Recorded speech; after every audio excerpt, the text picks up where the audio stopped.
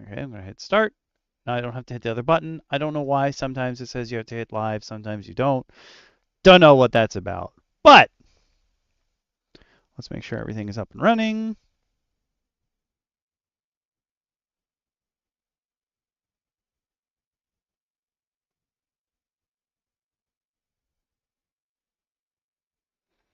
Yep. Mm-hmm. Yep. Oh, well, hold on. Fix that. There we go. Why can't I find my own channel? So silly.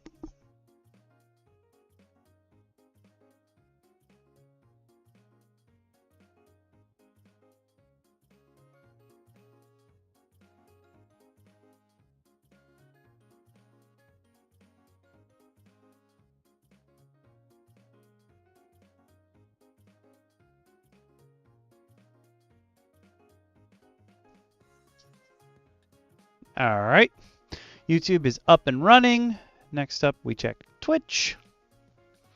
So start that stream.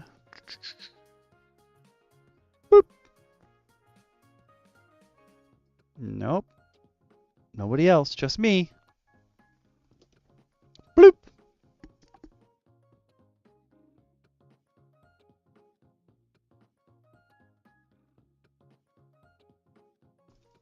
We are good to go.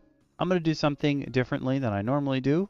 Well, I mean, technically I have them all running at the same time, but I'm going to keep the chat for YouTube open on my phone tonight instead of the chat for Twitch. It's not like I can't see them both. It's just whichever one is like in my face, realistically.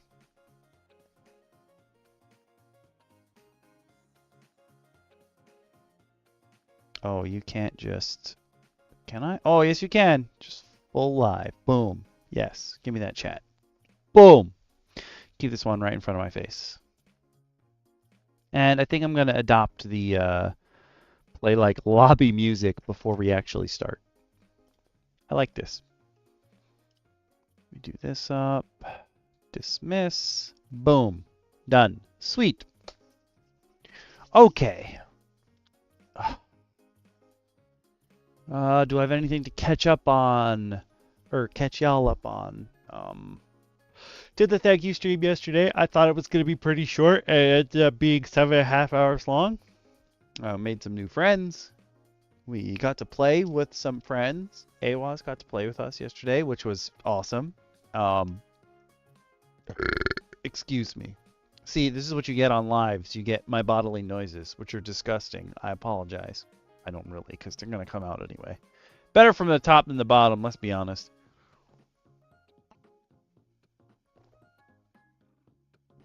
Remember to hydrate. There'll be a lot of talky-talky. I am going to probably switch the music a lot tonight, so we'll knock off a whole bunch of stuff in here in the copyright ping area. I am worried about one of the songs. I'm pretty sure it's going to get me a ping, but I'm also pretty sure at this point it'll be revenue share and it won't be completely muted. Or I might get lucky, because sometimes when you play like old anime music, nobody bothered to put in the, like went in and was like, I can do that. Nobody did that. So we'll see. I'm hoping to knock off a whole bunch of them. Even though I haven't been actively adding to the music overall sheet, I have been clearing out the copyright pings. I'm trying to make sure that when I run DM Roundtable, or I'm doing something else on the side, like some other series, that I'm playing songs that haven't been played yet, just to double check to see if there's going to be a copyright ping in there. This is one of the sheets you'll get access to if you become a member on YouTube or you join the Patreon. And the copyright ping just tells you if it's green in this area, that means you can play this without any issues. If it's yellow, it means you're going to end up with revenue sharing or something else, but it won't take the video down or mute it. If it's red, I think I only have one or two red things in here.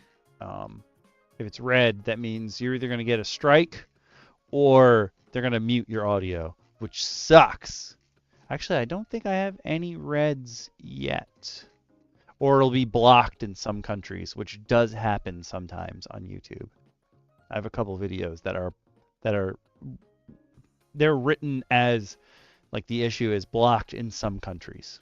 That is a thing that happens. But yeah, we're looking at maps because that won. I wasn't expecting it to, but that is what won the poll.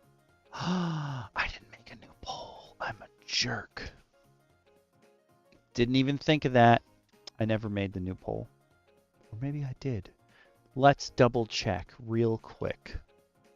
It'll get bigger, don't worry. It's just that where I need to go is behind that window. Now it is not, so I'm good. I want you. Oh, also, I never did it. Oh no, that's not good. Man, I never worked on that. I'm a bad person. Might be. I never fixed the poll. I wonder. Ooh. But maps is the option. That is no longer there now. Huh.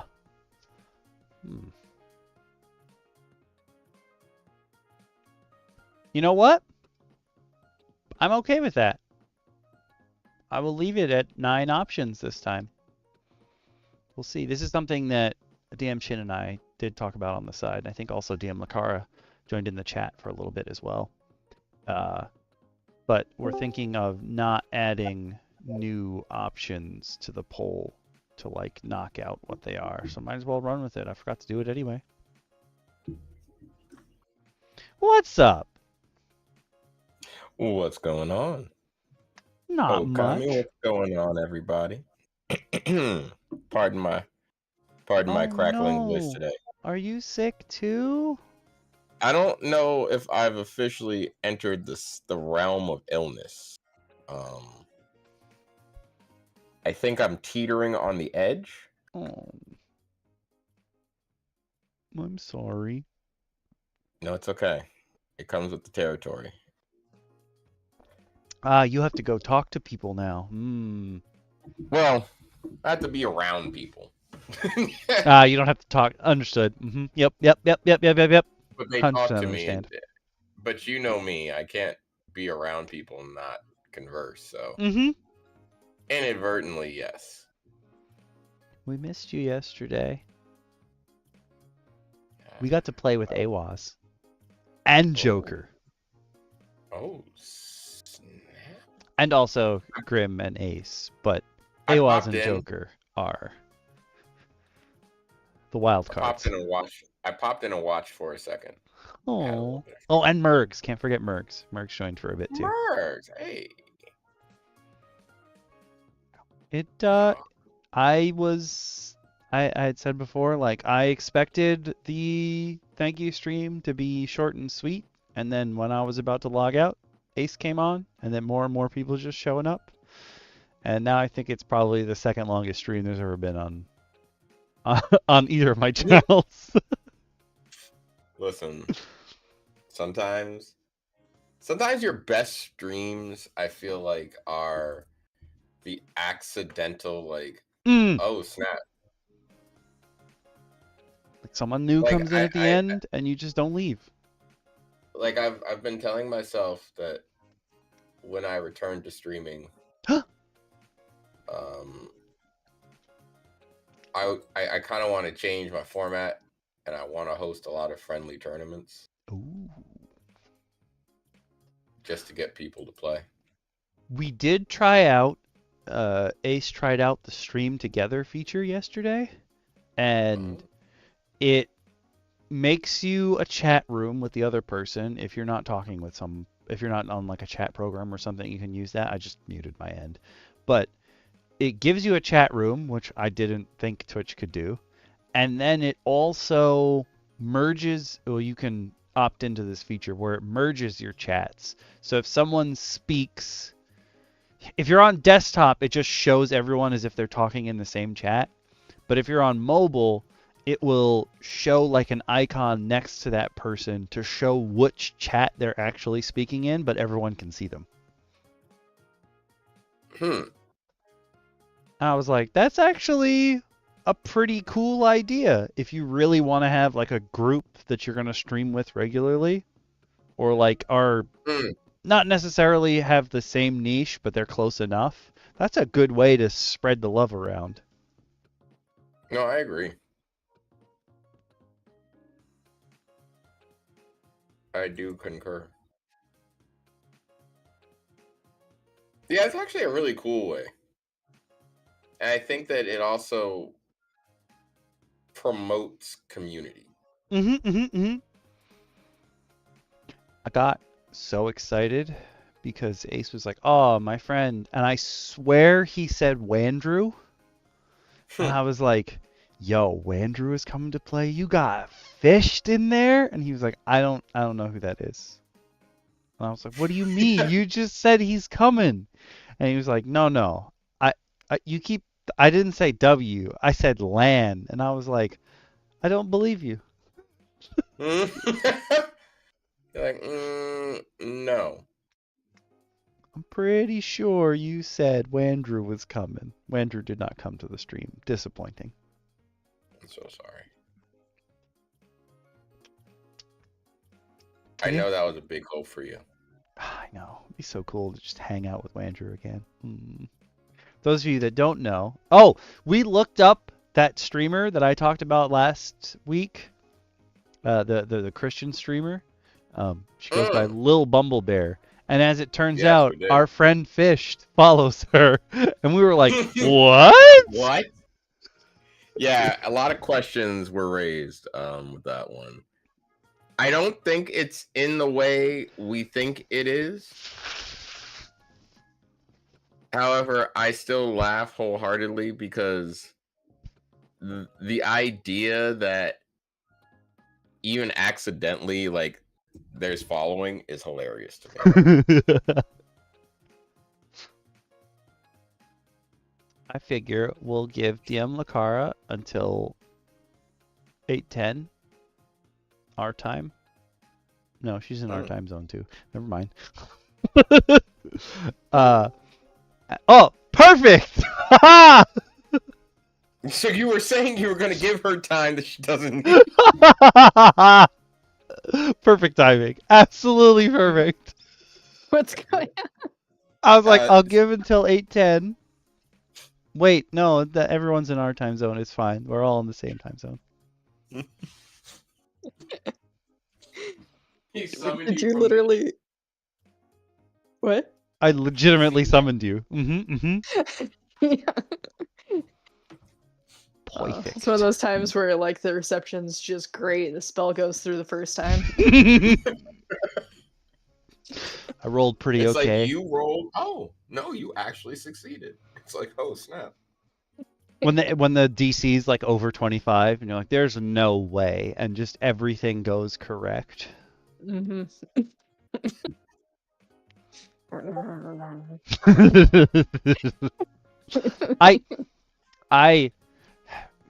Speaking of DCs, my players are going to Waterdeep, and I was explaining to them the Dragon Ward, the mythal that's over Waterdeep, and I was looking up like its historic basis because Waterdeep Dragon Heist, even though it's a 5e book, doesn't explain how it works. So people were like, okay, so here's everything that it did in 3 and 3.5e, and then we can try and translate that over. And someone was like, well, the DC for it in 3e was between 50 and 60, but I think we can just lower that to 20 to 25. And I was like, I don't think that is the same range. I mean, I thought everything was like in the hundreds in 3E. Yes and no. I feel like it can't be Pathfinder numbers, but it's probably pretty high. No, it's very 3.5 especially really like Pathfinder said we can add more numbers, but 3.5 like it gets very nutty when you start getting into the skill system in 3.5e. Yeah. I whew, feats in that time just skill points shouldn't be a thing, okay? Skill rank shouldn't be a thing. All right, no one needs and skill rank, if I recall correctly, was always your maximum rank in a regular skill. I think is your class. No, maximum rank in a class skill is your character level +3, and you have to buy a class skill, which sounds crazy, but yes, you get points as you level up to buy skills. It is just old I think school. actually I like the idea of that better than ASIs. Like it's kind of the same thing, but not. Mm. There were a lot of there were a lot of cool features built into 3.5e. Obviously, we saw a lot of them get carried over as things went forward. As some of them got carried over as things went forward, especially the way feats and like things like that were. But I really enjoyed that there were rules, and then they decided that the floor is lava, but there is no ceiling. And they said, what if we gave you epic class progression? And then prestige classes. Like, who doesn't want to become a cosmic descrier? What does it do? I can tell you that the first... I actually had to go look it up because I remembered it as I said it. So I was typing it in. I was like, I remember some of these. Let me see if I'm actually right. First level, it's a prestige class for a spellcaster. And at the first level, you gain superior planar summoning. Oh. That sounds broken. Beginning at the first level, a descrier can increase the power of the following spells: Elemental Swarm, Gate, Greater Planar Ally, Greater Planar Binding, Summon Monster 9, or Summon Nature's Ally 9. To affect or summon outsiders of 4 hit dice higher than the spell's normal limit, or conjure creatures with 4 hit dice of advancement. Every 4 levels thereafter, the descrier increases the hit die by 4. Basically, it gave you a summoning class. The Summon Nature's Ally and Summon, like the summoning spells, the Conjuration back in 3.5e, gave you much better versions of what we see somewhat nowadays in the quote-unquote summoning spells of D&D. And there's so many of them. You can't just summon Yeah. stuff. It's like, oh, sorry, from which plane of existence, what level, what? It's like, Yeah. I just want to summon stuff, dude. This was much more compact. It kind of locked you in based on the level that you were cast. Like summon, I think 1 was you got, I think, 1 wolf, 3 something. It was like 1, 3, and 5, but they were all equivalent in strength in some way. And as you scaled up, you could learn specialized spells that allowed you to cast specific creatures from certain. It got very wonky. Let's just put it that way. It got crazy in 3.5e, and I miss it sometimes. And that was when, so the solo supplementals video is going to come out on Sunday from me. The Gemhammer Grimoire has prestige classes, but they're not, like, the prestige class is a class that you get at the end. Like, you go into that. The Gemhammer Grimoire prestige classes are just classes that you can't start your character in. You have to level up into like during the game that take the place of whatever else you were going to level up into. And I was like, that's such a weird way to do it. Because you're going to lose your capstone ability. It's not like you're going to do the best you possibly can and then get better. It's like, I'm going to do this instead. See, I like systems in which, and I think it kind of speaks to, like, one of my favorite games growing up as a kid was Golden Sun on the Game Boy Advance. Love that game to the death. That's a good game. But I liked that you could level up just straightforward in the way you thought you could. Like when it came to equipping the summon system of that game, if you've never played the game, because it is an old game. It's an old game to people watching and anyone who just doesn't know. One of the cool things in that game was their 4 elements were represented by Jin, these tiny little creatures. Back in the day, I didn't know they were just called Jin, so I used to call them Djinn because I was fair. But Jin were really cool because if you set all of the same element, every character in your party, there are 4 characters in your party, every one of them was aligned to a specific element: earth, fire, water, wind. So you would give all the water Jin to the water girl. But if you decided to put odd elements or mix and match them, you would unlock certain classes and certain abilities and skills. It was very 3.5E to me, looking back on it. Yeah. Because, like, I think one of the few prestige classes I ever got to in a 3.5E game this is back. One of my early attempts at D&D, I got to become a perfect white, which is essentially super stealth. Oh, not what I thought at all. I was assuming like a white mage. No. I was thinking an undead. You are. You are correct. Okay. Essentially, you are like the perfect thief in that you have to have 24 ranks of both hide and move silently. And you gain it you also require a sneak attack minimum of 10d6. Oh my God. Stabby. And on top of it, you require self-concealment as an epic feat. And once you get all that, you gain a ton of class skills. You gain 8 skill points plus your intelligent modifier or level, which is a lot. Like I said, you have to level up. And while you have no proficiency with weapons, armors, or shields, you can cast greater invincibility at level 1. Wait, invincibility or invisibility? Invisibility, my mistake. Invisibility. Okay. I was like, what?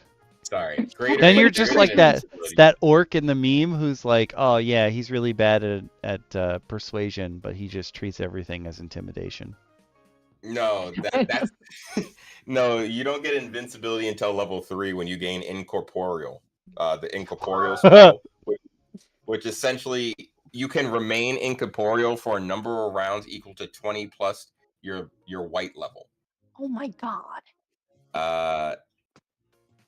Goodbye. And you can only be hurt by other incorporeal creatures. An incorporeal perfect white moves silently and cannot be heard with listen checks if they don't wish to be. Not if you roll poorly. If you don't want to, they can't hear you.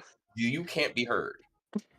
And on top of it, the next level you gain shadow form, which once a day you can literally just take the form of a shadow, which lasts 1 minute per level of your prestige class. You, while in shadow form, you are incorporeal, immune to critical hits, fly at a speed of 100 feet per second, and you can also use the substance of your own. Yes. Yes, you can go. You're a shadow. You're a shadow. Wow. On top of it, you can use the substance of your own shadows to enhance the effective level of any attack, roll, check, or saving throw. And drawing that requires you to take 7 points of damage. Quite literally, you just become unstoppable. And at the 10th level of being a white, you can do it twice a day.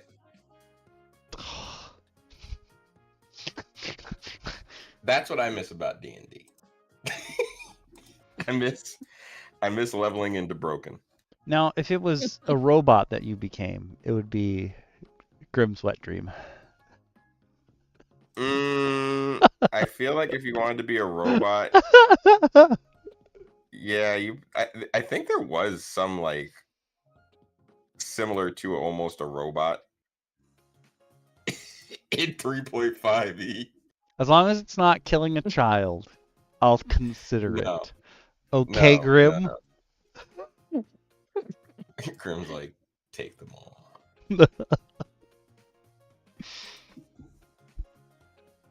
But yes. But what were you gonna say? I was also gonna say that I said Agarian again, and I've only just now realized, like as of last night, that it's not Agarion, it's Agaron, and I've been saying Agarian for like 2 years. Maybe I'm dyslexic. I don't know. It's okay. I was gonna bring up the screen, and then I was like, no, I know I've been wrong this whole time.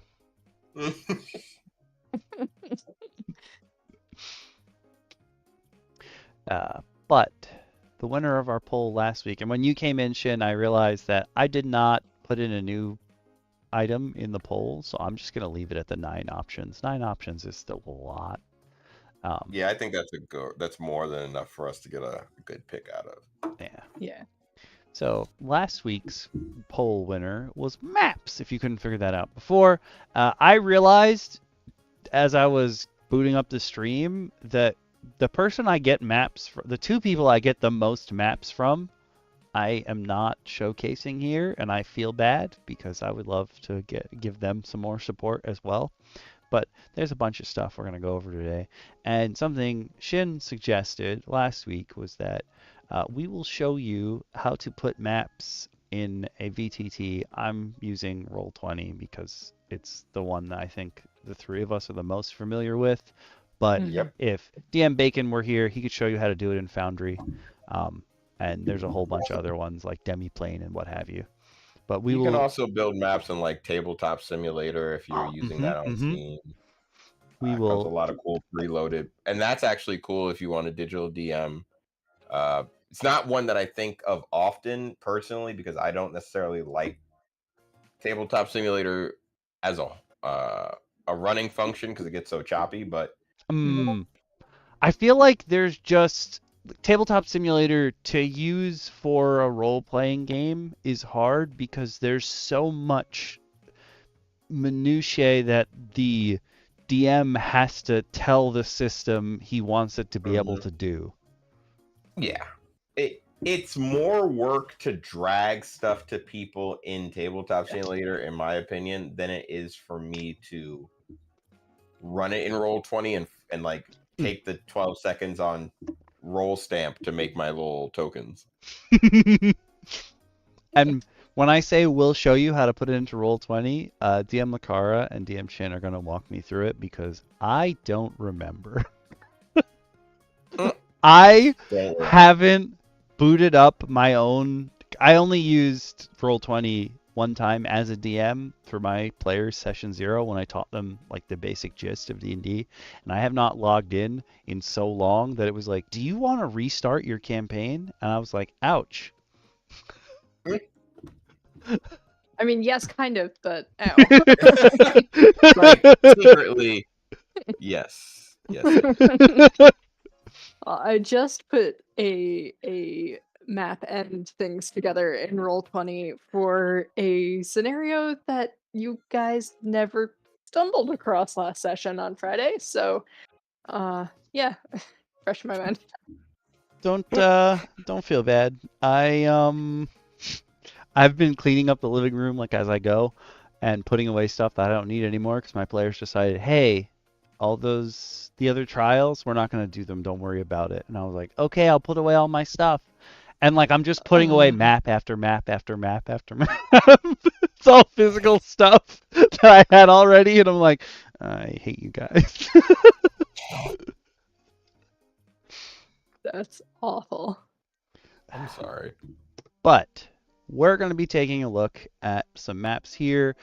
Some of them I have the JPEGs for. Those are the ones we'll be throwing in, and also the PDFs we'll be throwing into Roll20. But right now we're just going to take a peek at some battle maps from people you can get. Like, you can go grab them right now. There is an entire... I had this conversation with Grimjack at one point where he was like, here, look what I found. It's a whole subreddit devoted to battle maps. It's just called Battle Maps. And I was like, I know. I've been there. Don't worry about it, man. He was like, I didn't know this existed. I've been buying maps. I'm like, I mean, you don't have to.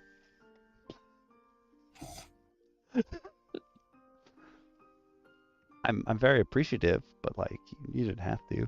So first one here is Face City Square, which I think is super beautiful and pretty and awesome. If you're on YouTube, you can drop down the description, click the link. If you're not, I'm going to post it on Twitch and pin it for the next 30 minutes. This one is from Ori the Cartographer, who has... So the username is Ori AI, and I can't tell if these are AI designed or not because I didn't spend enough time on their Patreon, but they have a Patreon where they hand out maps, and they give free maps. So not only do they pop up on battle maps and RD&D and stuff like that, but they also have a Patreon that you can go to. This looks like sufficiently logically laid out and not MC Escher-esque that I would question whether this was AI generated. Having spent way too much time on those editors recently. Understandable. Yeah. Honestly, though, to touch on that, because I know that that's kind of like one of the big arguments right now in the TTRPG community of, is AI art in TTRPGs okay? Mm. And quite honestly, where DM Lacara actually has artistic skill. I mean, most of the stuff I've done has been AI. But we know you can draw. Yeah. I really, really can't. No, we're hyping you up. Yeah. We're giving you that. It's pretty good. All right. It comes from DM Okami, and I trust his word. He's told me so. That being said, I am not as lucky as to be that skilled at drawing things. So AI art to me is perfect to fill in for when you are designing for myself, designing a game to give people an idea. I think we should put AI art in its own category. That's totally fine. But I don't think we should lambast it, because I think that is a great way for a DM that really just wants to have this weird thing made. Yeah. I will find it. I will be completely honest. I am not an artistic person in any sense of the word. I also am way too cheap to pay somebody to draw something. Oh, yeah. And I cannot afford a starving artist's head thing. Yeah. Short sidetrack. One of my mentors was retiring, and we all thought it would be hysterical if we gave him a drawing of himself as a paladin. Aww. He always made fun of us for playing D&D. So it was and he has an excellent sense of humor.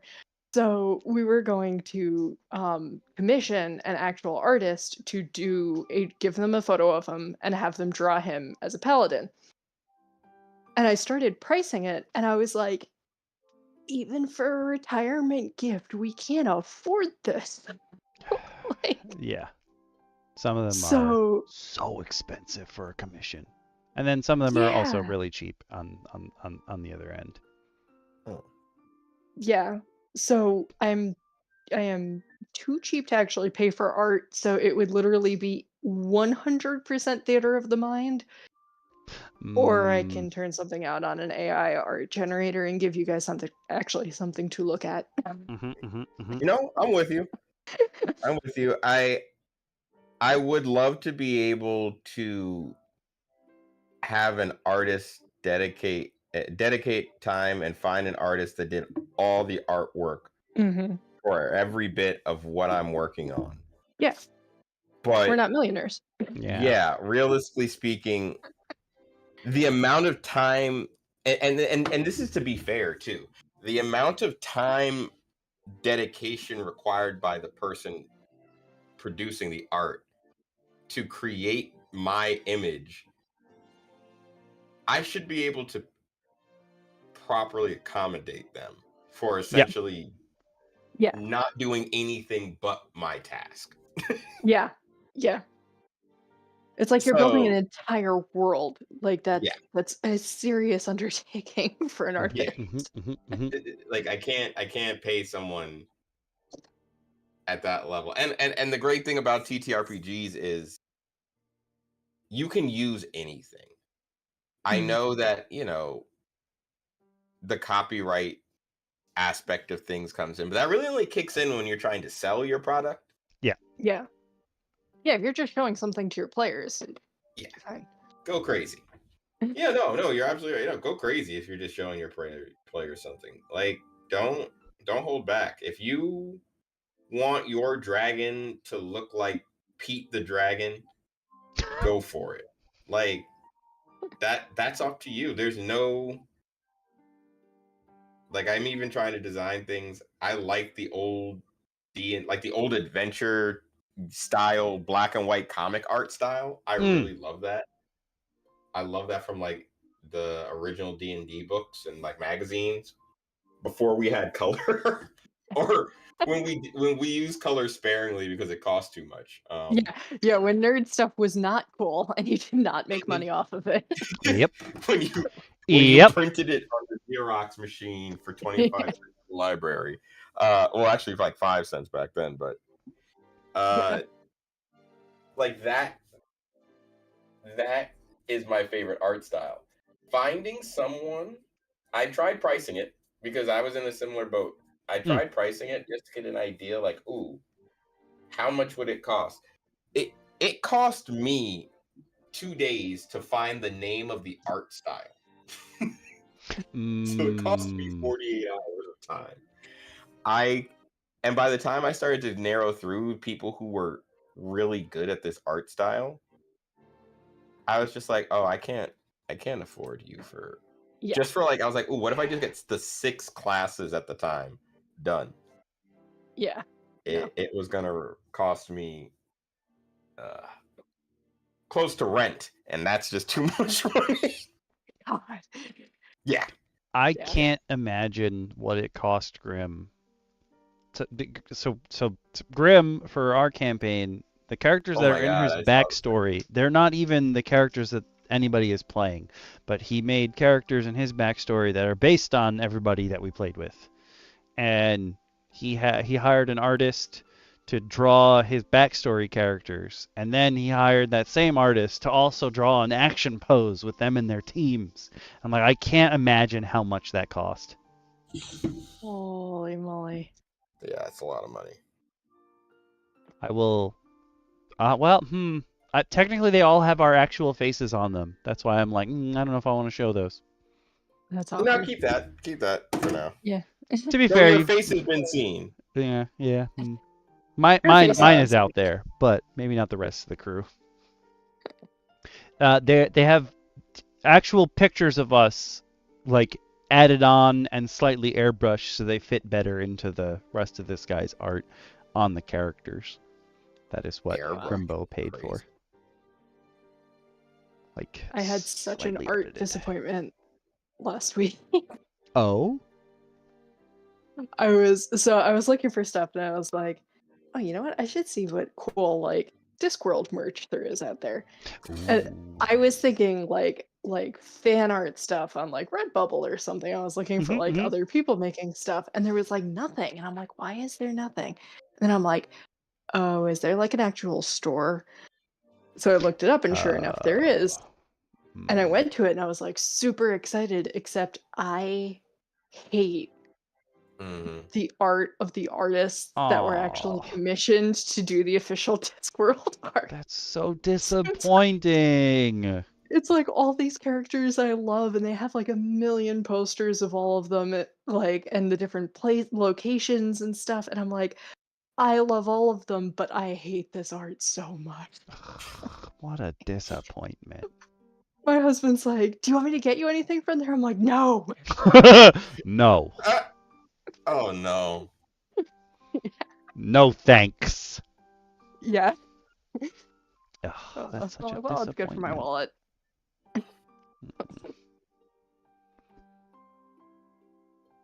Anyway, maps. Maps. Maps. So Ori gives gridded and gridless versions. The ones that have been posted on like battle maps and stuff that are not part of the Patreon usually have the grid, and they have the essentially the watermark at the bottom. Oh, I just realized it's pushed off the screen because of the way my OBS is set up. Whatever, you can read the top half of Patreon or the Cartographer. But listen, I'm gonna tell you right now, like none of these people posted these things online. They're not upset with you if you use this specific version in your game. Don't feel bad if you use this specific version in your game, like with the watermark and what have you. Just be like, yo, players, ignore that. No one's gonna be mad at you for I leave it on. I'm no, like, they're supposed to get their name out there. Yeah, that too. Like you're helping them out by leaving it on there. Yeah. Sometimes I'll clip it like when I'm loading it to like a VTT just for sizing purposes. But quite honestly, if someone asks me, "Oh, can I have that file?" I send them the full file. And I'm like, "Yo, this is who makes it." Like, if you want to check out some of their other stuff, because I appreciate all these artists that put up some of these free maps. Yeah. You guys are the real heroes for RPGs. Yeah, it's true. If I knew how to make these maps myself, I would. But this is a lot of Photoshop layering that I'm just never gonna skill at. Yeah, it's not happening. Yeah. That's too much work This for is me. beyond PowerPoint engineering. I cannot. I realized that the reason I had this specific map in my, I was gonna say my inventory, in my bookmarks, is because this is the most Selesnya map I could find. And Selesnya is the white-green guild in Ravnica for Magic the Gathering, and that is what my Elefunk is part of. He's a Selesnya person, and I was like, there's no map I'm ever gonna find that is more like nature-y, nature gives us power than this. And I don't know if I meant to send this to DM Bacon, but I'm presuming I never did. This here is what you imagine the Emerald Enclave inside is truly like. Ooh, yes. Yes. Definitely Emerald Enclave. I mean, you could even use this. Druidic. Yeah, you could even use this as a Feywild place, like an Archfey lives here. Yeah. Yeah, you could definitely do the Feywilds here. I feel like it should be a little more Technicolor for the Feywild. That's true. There are... I think you could paint it with its inhabitants. Yeah, that's true. That too. There are... This is Ori's one of those people who's like, oh, depending on what tier of the Patreon, you get different colored versions. So I believe there is a Feywild version where like there's neon colored plants growing and stuff. Yeah. But you could just keep it this way, or tell your players, hey, these trees, I realize you can't see my cursor, but these trees on the left and right of this central bud lotus thing, oh, they're pink. Like, it's you're using what's there. You're just telling your players that something's different. I also realize this bud, like this could be. This sort of reminds me of, I think it's Skylanders Swap Force, the third game. Your hub center is Woodburrow, which is basically like a elf fairy village anyway. And I'm like, this is the town square because like the guild hall, what have you, is up to the north.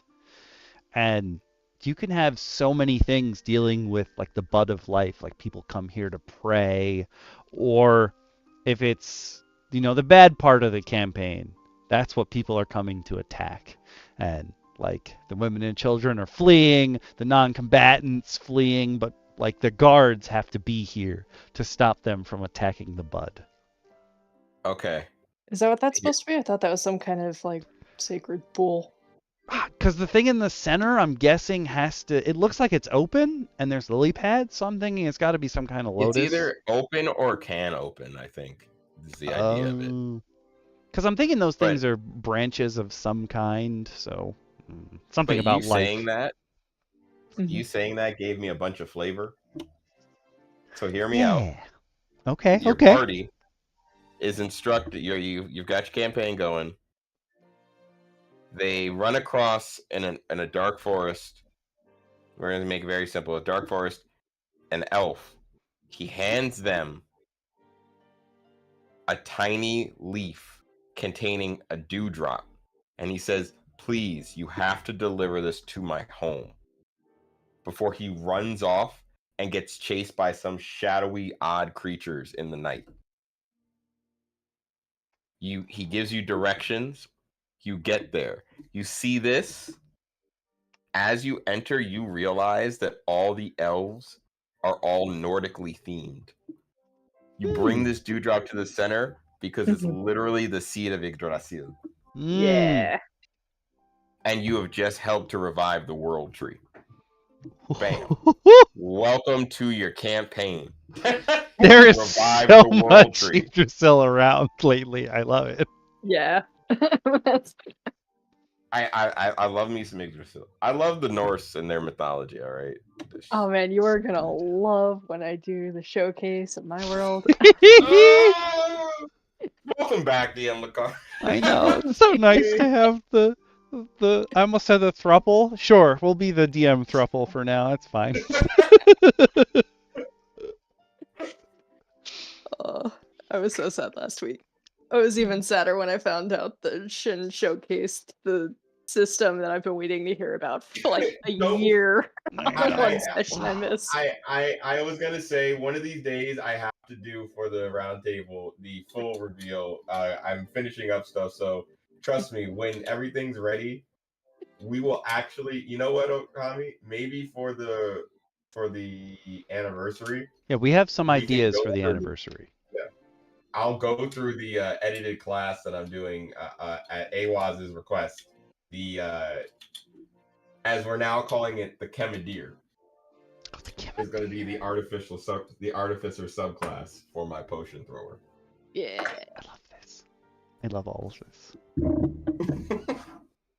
I went and found my paper copy of the Giants runestones, and I'm like, oh, I'm gonna need these out so I can finish fixing up the ones that we went over in spells like 4 months ago, so I can hand them out at the anniversary.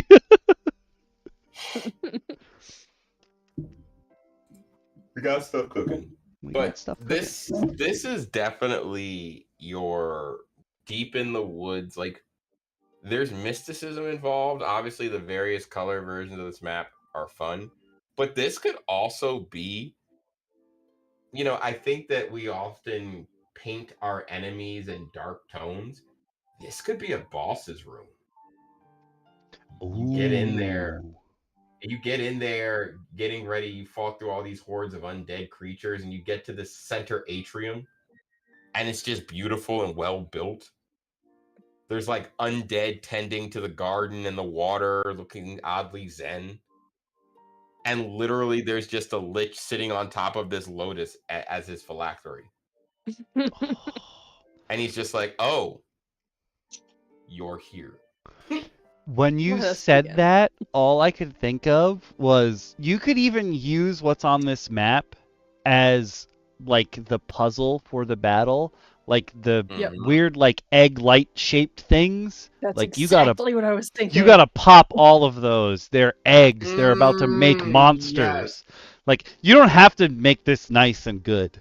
You could make it evil. It's up to you. You're the DM. So good. So good.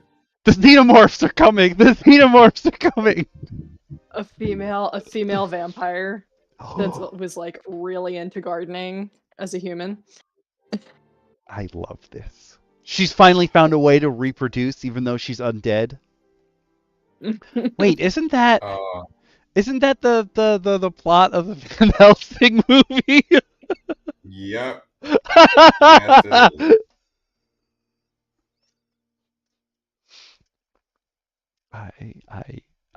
I also just, if you want to make this super simple and you do want to keep it as super nature themed, like this is the elves, like this is what's within one of the mythals, one of those super powerful wards that elves can make if they all get together and like donate their life force and stuff. Like this is what they're protecting. They're keeping the other civilizations out. Yep. Oh, that seed thing at the center is like it's like a world where like the gods have died and everything, and everyone's just kind of struggling through, and everything is like cold and miserable and everything, and eventually you find this place, and that seed has a baby god in it that's been being protected and nurtured, like to grow and take over the world.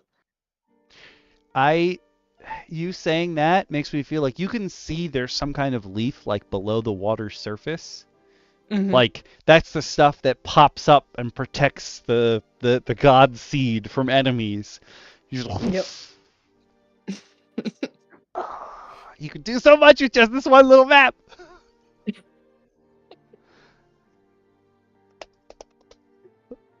just really excited about this.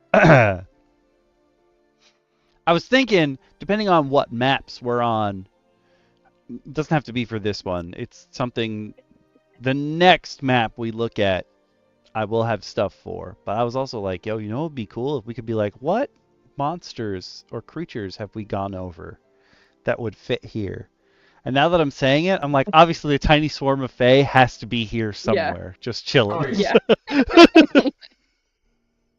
Imagine all the pools are tended to by gray witnesses.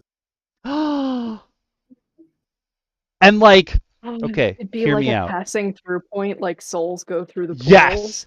Like each of those lily pads has the history of one soul on it. Yep. Oh, there's a tiny little gray witness with like the tiny little air flight control batons, and he's like waving the souls into the Lotus Center to be purified. Oh, look at this! If you're pure, you go through the Lotus. If you're not, you go through the door. Yep. And it's like they pass through like their version of the TSA, and you just see like a bunch of gray witnesses like trying to push somebody evil back. or they put you in the pool. If you sink, you get reincarnated. If you float, you get to pass on. Yes. Look at this flavor. You're not getting this flavor anywhere else. Oh, but if you drown, you wake up in front of the door and you get led and you're dry in front of the door because you're going to hell. Dun. I don't have a... I only have a... No! I don't have a dun. Oh, you really need that button. You do, though. You're going to need to acquire a dun.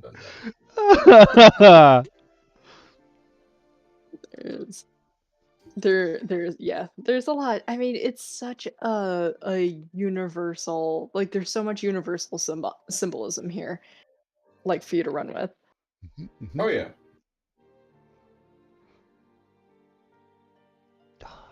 This also specifically reminds me of another person I get a lot of maps from that I'm not showing off today because I'm a jerk.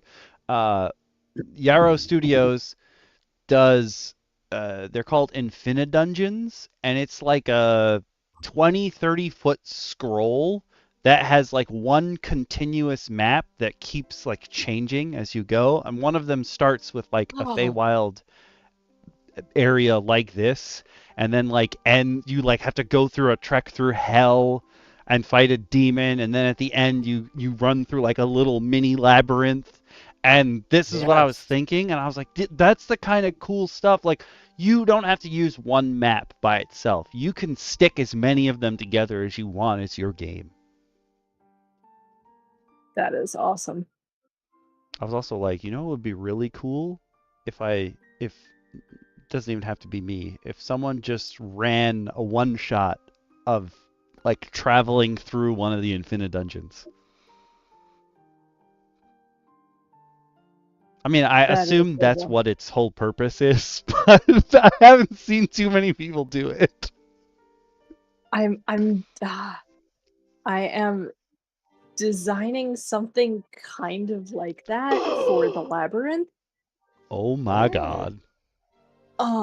It's more mechanical than that. I'm not, as aforementioned, artistic enough to come up with a like actual map that has that to it, but the map itself is a mechanism.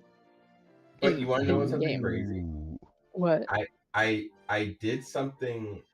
One of the things I was going to show off on show and tell, one of my other options was one of my old campaigns, and I had created an infinite desert dungeon because desert winds would sway and wave how much is being revealed when they discover things. So treasure, encounters, oases, things like that. And what I did is I was lucky enough, Exo Clubs, we talked about last week too, had given me the Tome of Adventure Design. And they are very big on tables. I too am big on tables. I love me a good table. Yeah. So I decided to start making tables for everything. And so what I did is I created ruin tables, treasure tables, encounter tables, and essentially for mapping purposes, I grabbed a bunch of similar looking maps, and then I found a program that literally just let me make what I thought was a map, which was just a bunch of wavy sand dunes with like odd elevations. It was terrible. It looked like someone painted the page beige and then tried to put ripples in it, but that's all I needed to fill in things. But I just randomly, whenever I wanted to go to another, I uploaded 30 different ones into a Roll20. And then I just rolled a dice on the side. I rolled a D10 and a D20 on the side and just clicked that number each time they moved from map to map. So they wouldn't remember half the time that they've already been to that map. And then I had special maps in a different folder, since Roll20 lets you do that, for like if they encountered a ruin or... Yeah. Yes. Okay. You can't see me, but I turn into a small child as I like T-Rex arm myself in front. I had an idea for, I've always wanted to do like a weird MC Escher type thing, and I realized that when I got the Calendar of Many Adventures, one of the things it came with was wrapping paper for presents that is a dungeon map, and it's gridded. And I was like, I don't know if I'm going to be able to physically make a 3D MC Escher like type dungeon, but what I can do is put that wrapping paper on a box, and whatever side you're on is where the gravity is attached, like is holding you down. And I was like, that's one way to make it weirdly 3D and mess with gravity. I just need like something to hold up the sides of the box so I can stick my players on it. I'm very big on those like dollar store adhesive circles. I'll just stick them right on the map. I don't care. That is awesome. It's one of my many ideas for this dungeon that they're not going to go any further in.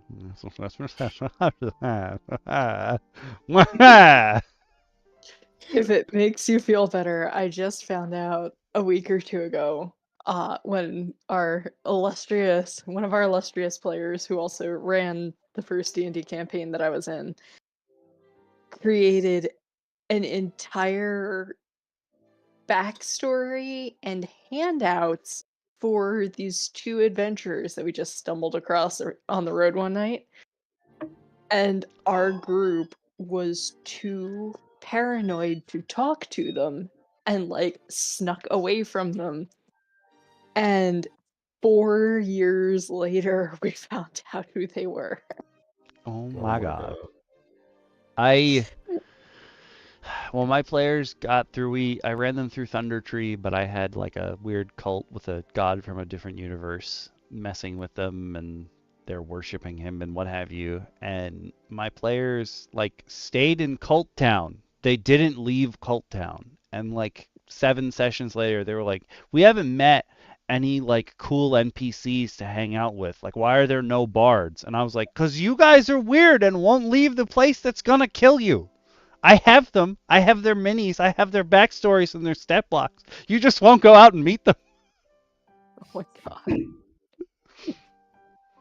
We only met one cat person. I'm like, there's another one that plays an instrument somewhere in the world now. But you won't get to meet them. Let's just camp here. What's wrong with you people? Did they get that it's a cult? They killed most of the people there. So, yeah. Many of them were already dead, so it wasn't really their... They just got re-dead, I guess.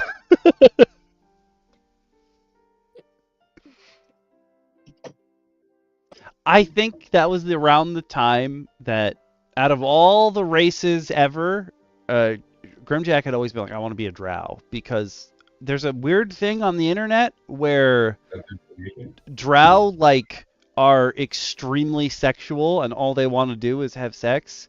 And so he's like, I want to play a drow. And I'm like, that's weird, but you do you, buddy.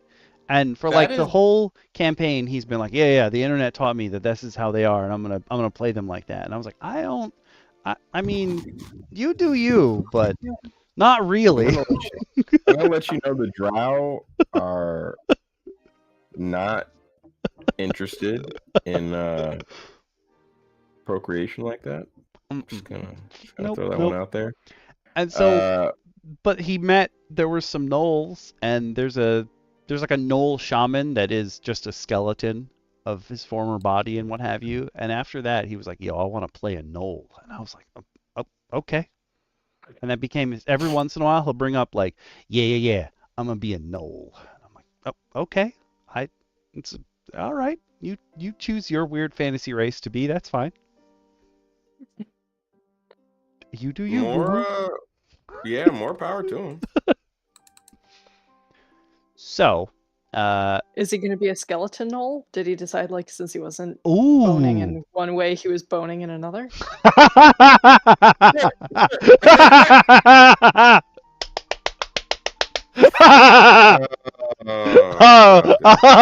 was good. Oh, that was good. The pun was just sitting right there. I was like, seriously, is no one missing this? Step right in. Whoop. I feel like my natural urge to try not to do it because I don't want to be the one who does it all the time. Because I will. I will. But I don't usually make jokes like that, but the pun, I just couldn't get away from. You can't. No. I'm happy you made that. I'm so happy. Thank you for that. Don't forget, though, if you do want to check out more of Ori's stuff, you can look up Ori AI on, or maybe it's Ori I, because the second I isn't capitalized. Maybe it's just he loves Ori. Could be. Either way, they do have a Patreon. You can go there, get more stuff. They also have a Roll20 creator, which I'm pretty sure you can buy other people's stuff on Roll20 just to get the assets right away on Roll20 if that's what you want. Yeah. Yeah. Have done it. Very useful. Okay. So you can go check out Ori for more of Ori's work. Next up, we have the Dungeon Archive made a series of things called Eventful Travel, and they are module. They are modular blocks of dungeon, which is a super cool idea. Okay. This one is sewer. Sorry, trying to make the music a little less happy, I suppose. But we're going into the sewer. Ah, yes, I have seen these. So I'm going to give you guys the link. If you're on YouTube, you can open the description and get the link there. If you're on Twitch, throwing it up. I'm going to put this one in for 20 minutes instead of 30. One of the reasons I wanted to talk about this one in particular is because I have said before, like, hey, make your dungeons modular. Like, don't necessarily make each of the pieces individually to always go in the same spot. Like, think about how you can make it so that, oh, I want to change something right now, but I do want to reuse this part. Modular dungeons are great for that, where there's like a bunch of cubes or whatever your shape happens to be, a bunch of hexes that you can just slap together in any order. And like you're still reusing the stuff you have. Great, that's awesome, but it doesn't have to be the same way every time. Mm. So this is a bunch of this is very much like those map carpets we had as kids. Yes. In kindergarten. Yes. Where you get to just put these together in a very crazy way. Like you could print out, if you have the time and the energy, you could print this out 10 times in the proper sizing, cut it out, obviously ignoring the boss room 10 times, which you could just have be like a huge just room. Yeah, it and doesn't then have one to of be them a boss happens room. to be a boss.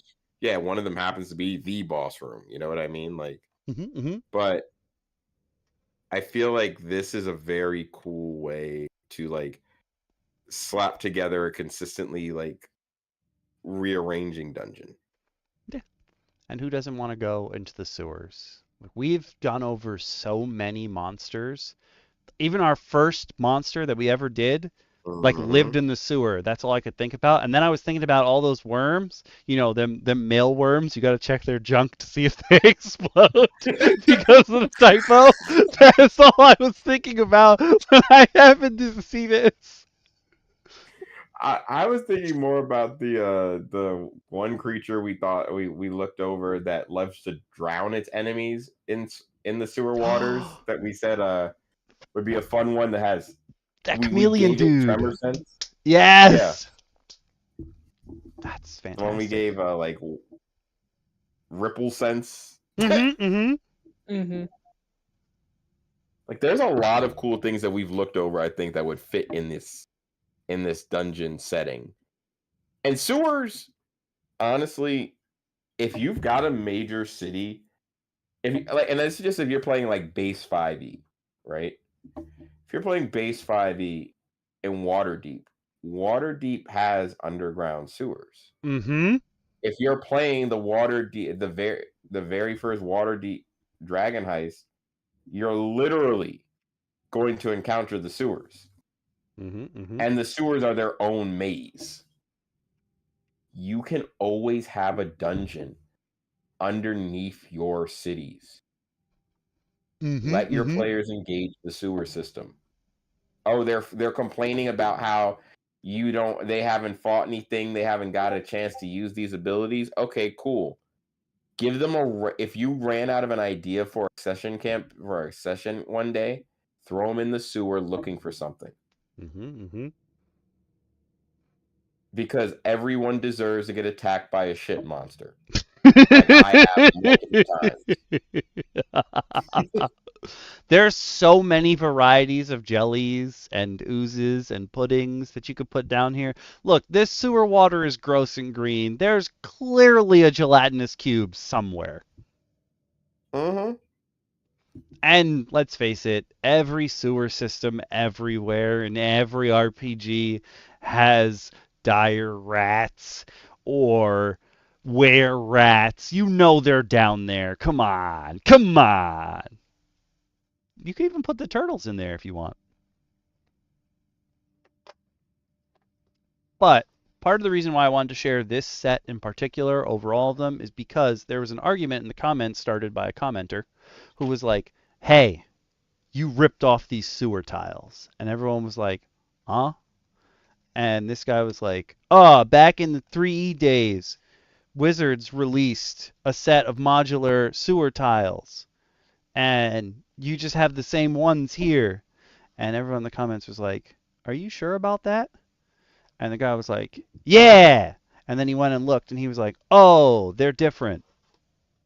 And people were like, you just assumed because they were the sewers, they were all the same sewers, huh?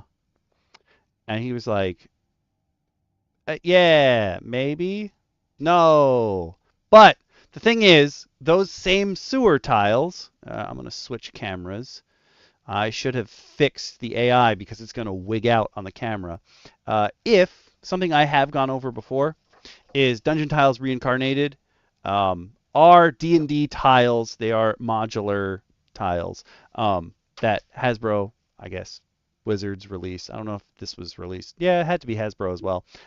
They are redone maps from 3E, all of these tiles, because apparently 4E like didn't get released tiles, which is weird. But those sewer tiles are here. If you get Dungeon Tiles Reincarnated, the city version, it's not wilderness or dungeon. It is the city version. There are tons and tons. The AI is freaking out.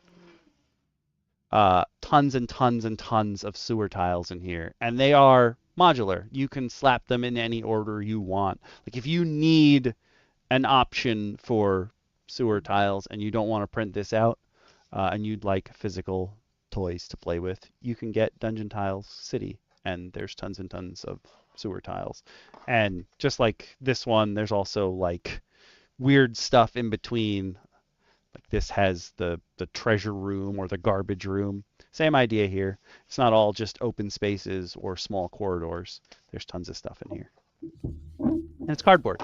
It's not dry erase, unfortunately, so don't draw on them. It is very hard to get dry erase off of them. I have done it before. That's still impressive. But yeah, don't just assume all sewers are the same. Racist against sewers commenter.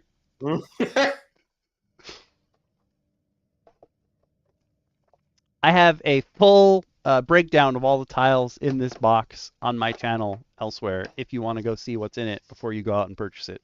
They're not that expensive, comparatively speaking, but they are first party, so they're probably more expensive than other people's stuff.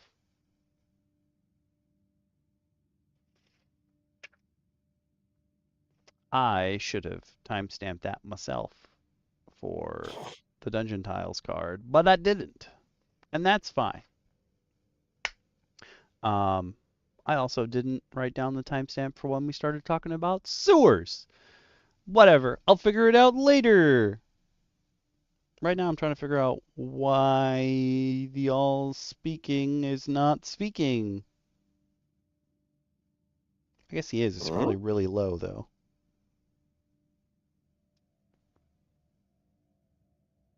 Uh-oh. Test. Oh yeah, it is. He's just really low. Only one of the songs is louder than the other two, so it's super low. Okay, but yes, this is from the Dungeon Archive, who makes tons and tons of stuff. I believe they also have a Patreon. The fight that started on this got like weirdly heated, and they locked the post, which I think is hilarious. They locked a map post? Yep.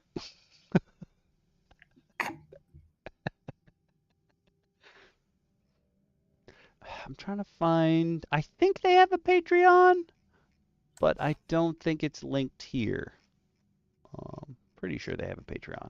Not 100% sure, but pretty sure. Oh, here they are, way at the bottom.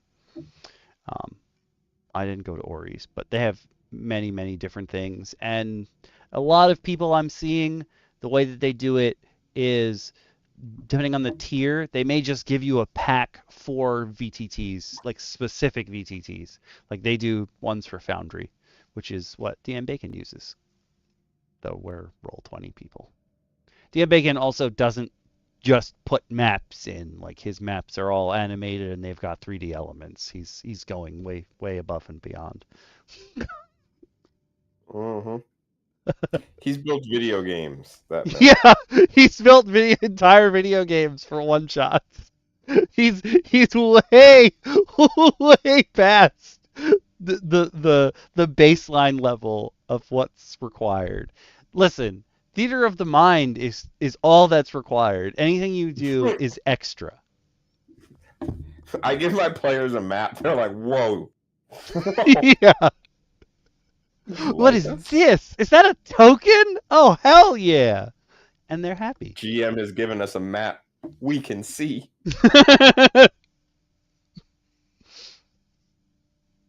Yeah, that's the sewer. You can do so many things here. There's even like a little whirlpool area. There's a sewer camp. You can set up your Morlocks here if you want. Or like this is where the kobolds or the were-rats hang out. There's a lot you can do with this. And it's modular, so you can use the same ones for every city your players go into, just change the order that they're in. Yes. You could even, for something like this, you could even shuffle them up and then throw them down as your players go through them, as if they're actively exploring the map. Like a draw one tile, slap it down. Very, very board gamey, I'm realizing. Like you flip the card for the turn and it's like, actually that's pretty much how the Resident Evil 2 board game works. You flip the thing and then it's like, oh, something happens. And usually it's this gets added to the map and now you die because that game is incredibly hard for no reason. But plenty of ways to reuse these. And that's Eventful Travel Sewers. The Dungeon Archive does do more than just the sewers for Eventful Travel. There are other modular systems. But I just think modular systems are a good way to get a lot of bang for your DMing buck.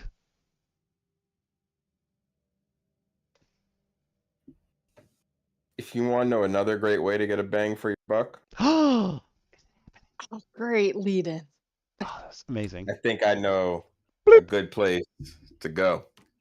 And it happens to be here, folks, at the Roundtable, where if you've been enjoying the content so far as we go through maps and a lot of the content that we've put up here, I could go on and drone and wax poetic on really cool ways to tell you about how you can help support things. But I believe our esteemed DM Lacara has a much simpler way of informing you how to help us here at the Roundtable. DM Lacara. Now I just feel silly saying it every week. Now I know you all have a button that does it. It's true. It's not the same, okay? No, it's not the same. That's a just in case. Yeah. That's because we require your input and you to bless us with the greatest instructions of all time.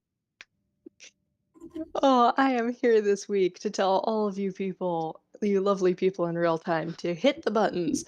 If you have money, hit the buttons that give Okami money. There's Twitch and Patreon and YouTube subscriptions and all sorts of things I don't know how to spell. And if you don't have money, if you do not have money but wish you did, you can like, subscribe, share, help spread us like a disease of happiness to get more people into this. And if you have a little bit of money, go to our Redbubble shop because there's fun dweeby stuff there. Yay. And absolutely, even if you don't have money, check out the Patreon for the free tier. It does get stuff. Yeah, that's a thing. Yeah, the free tier is out there. Honestly, if you're watching this and you haven't subscribed to the free tier, just do it. It costs you $0.00. You will never see a charge. And you will get some of the cool content that comes out to just the Patreon people.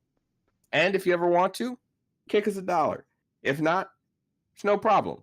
Yep. We're going to do our best to still maintain and keep Okami out of the demi-plane of sludge. And, you know, the more money you donate, the happier Steve is. Steve. Who doesn't want to make Steve and Racky happy? Oh. Because you don't want to get judged. No, you do not. Oh wait, no. Oh, subscribe is over him. No, he doesn't like that. He wants subscribe in the back. You can try to make Racky happy. You can definitely keep Steve happy. It's true. No one is making Murmur happy though. No. No, you can't. You cannot. He hasn't been on the screen in so long. Into the...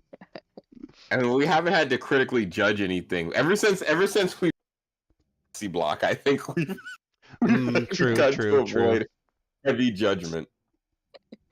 It's been pretty smooth sailing after the orphan magic. Oh.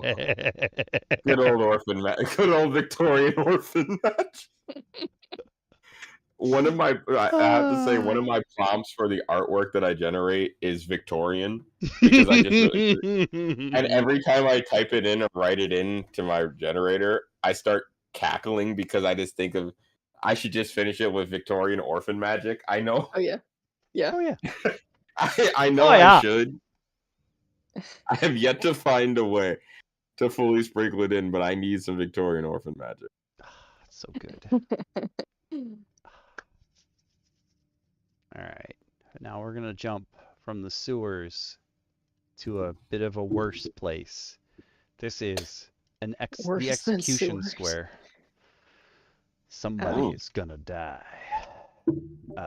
If you're on YouTube, you can open the description and get the link there. If you're on Twitch, I'm throwing it in and pinning it for 20 minutes.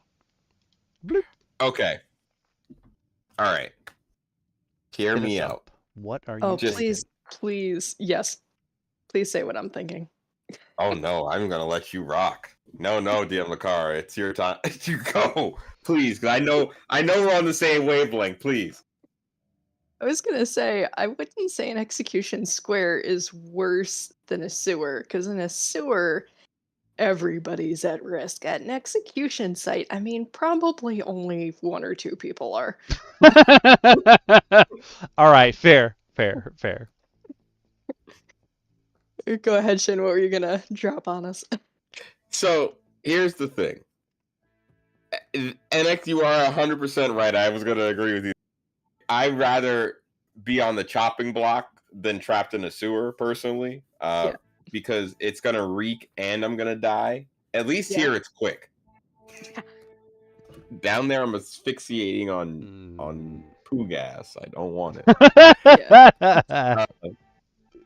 That being said, this square, you could drop this in any bit of cinema or video game, and literally you've probably run into the square. I looked at this square and I thought of Pirates of the Caribbean. Yes. I thought of pretty much any CRPG that I've played, especially the Pathfinder games, because they love squares like this.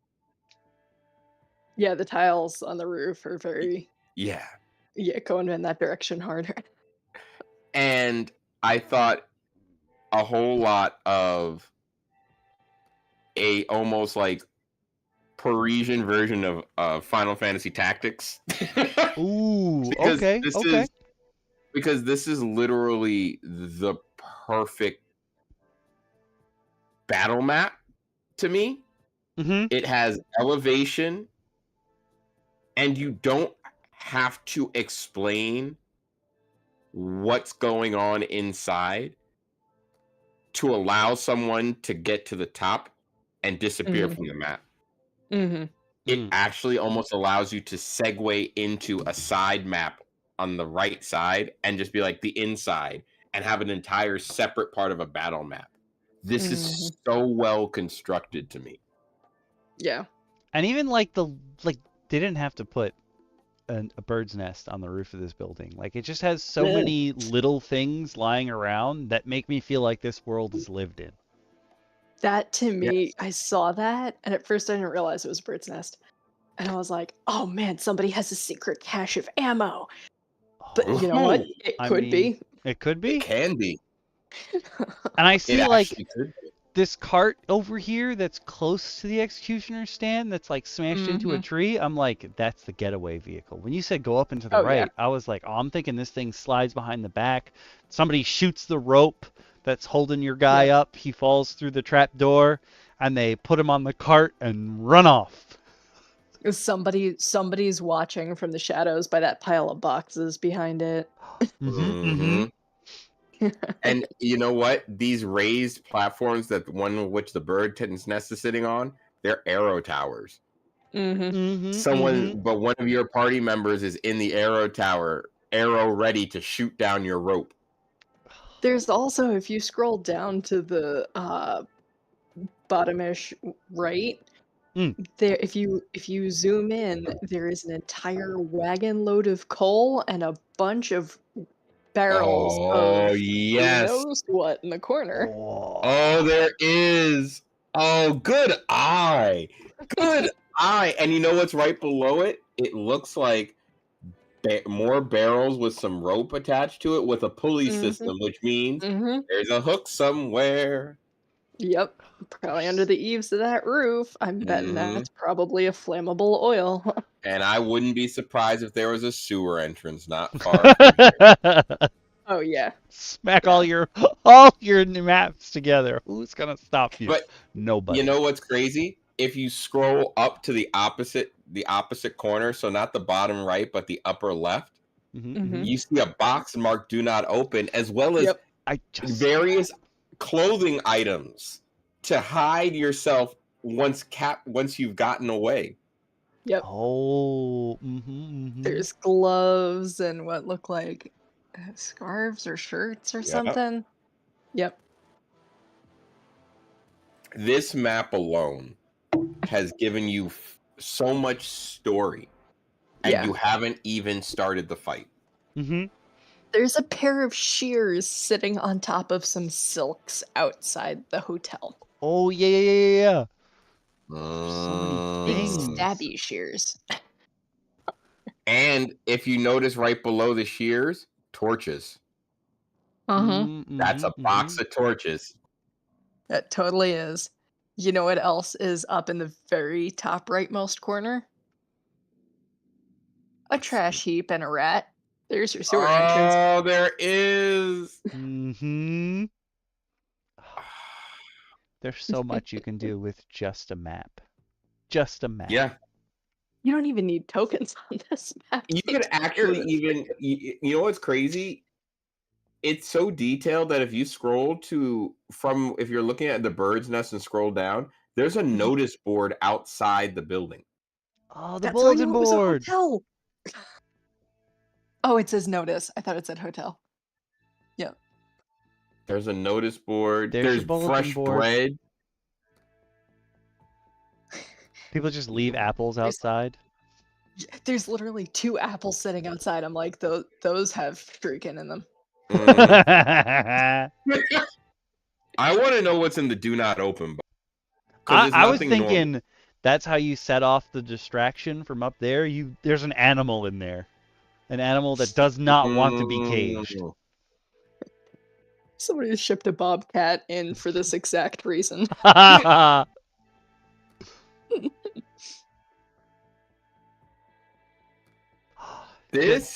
This food cart or food stand, whatever, at the bottom with the umbrella with like the red star on the top, you could say that's clearly supposed to be a cookbook because there's so many food items. Maybe that's a wizard's spell book, and he's manipulating all of the utensils at all of the boards to make food. Magical chef? Yes. Why not? Why not? This is a good one. Thanks, past me. This might be off the wall, but what I would love somebody to do with this map, this is the situation you drop your PCs into. Like at the beginning of the campaign, this is session 0. Oh, one of the PCs. Yep, one of the PCs is about to be executed. The rest of them can be random standers by, maybe other old teammates. Maybe one of them's the executioner. Oh, ooh. Oh, We've all been looking at like, oh, it's clearly us because that's what media has told us. Like, it's clearly us that are about to die. Nope. Maybe one of you is. Maybe one of the other one of you is the one that's about to drop the axe. Oh, Who knows? and something occurs, you're saying? Either, yeah, something occurs, or like maybe your city gets invaded in the middle of this execution. Are you really gonna hack the head off of that, That guy guy who that could like defend stole the loaf himself? of bread? Or Mm-hmm. yeah, or do you cut his ropes and toss him a sword? Like, what? How does this go? And then how do you deal with that afterwards? Yes. This is D&D, folks. This is tabletop at its best. Improvisation on the fly. What do you do? Split-second decision making. That, yes. I support this heavily. If you want some semi-official flavor, you can also use this as part of the town square in Helmshold, where they have like an executioner's stand like this, but it hasn't been used in many, many years. And the town square in Helmshold, sometimes when the moon is full, sometimes when the moon is just out, the town square itself replays events from the past with like ghosts, or very recently, or sometimes it also plays events from the future. And you can see like maybe it's your players that are up there about to be executed, and they're like, "What?" Their ghostly visages are up there. And you're like, what are we gonna do? And your players now are gonna have to be like, how are we gonna what? And maybe it's like a self-fulfilling prophecy. Like, in order to stop themselves from getting executed, they end up being executed. Mm. Oh, that's good. That is pretty good. There's so much I feel like you can run with here too. There's just, it's kind of insane. Such a well done map with so much extra. Yeah. And like, we're not saying again, theater of the mind is literally all that's required. Anything else you put into that is extra. Yeah. Don't feel bad if you come into DMing thinking, I gotta make maps like this. No, you don't. No. You don't have to. Other people have done it. Just use theirs. Yeah, that too. Pretty Yep. much. Yep. Quite honestly, the beauty of DMing is that you get to do whatever the hell you want.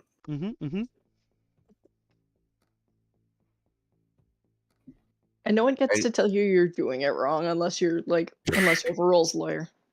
I wish you would. Truly, I wish you would. You're only doing it wrong if nobody ever comes back to the table of a game that you've run.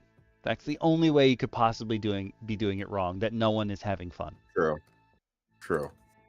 Yeah, if you're the only person enjoying your campaign, you might want to rethink just a little bit. Yeah, just reclassify your priorities just a bit. That's the only way you can do it wrong. Okay.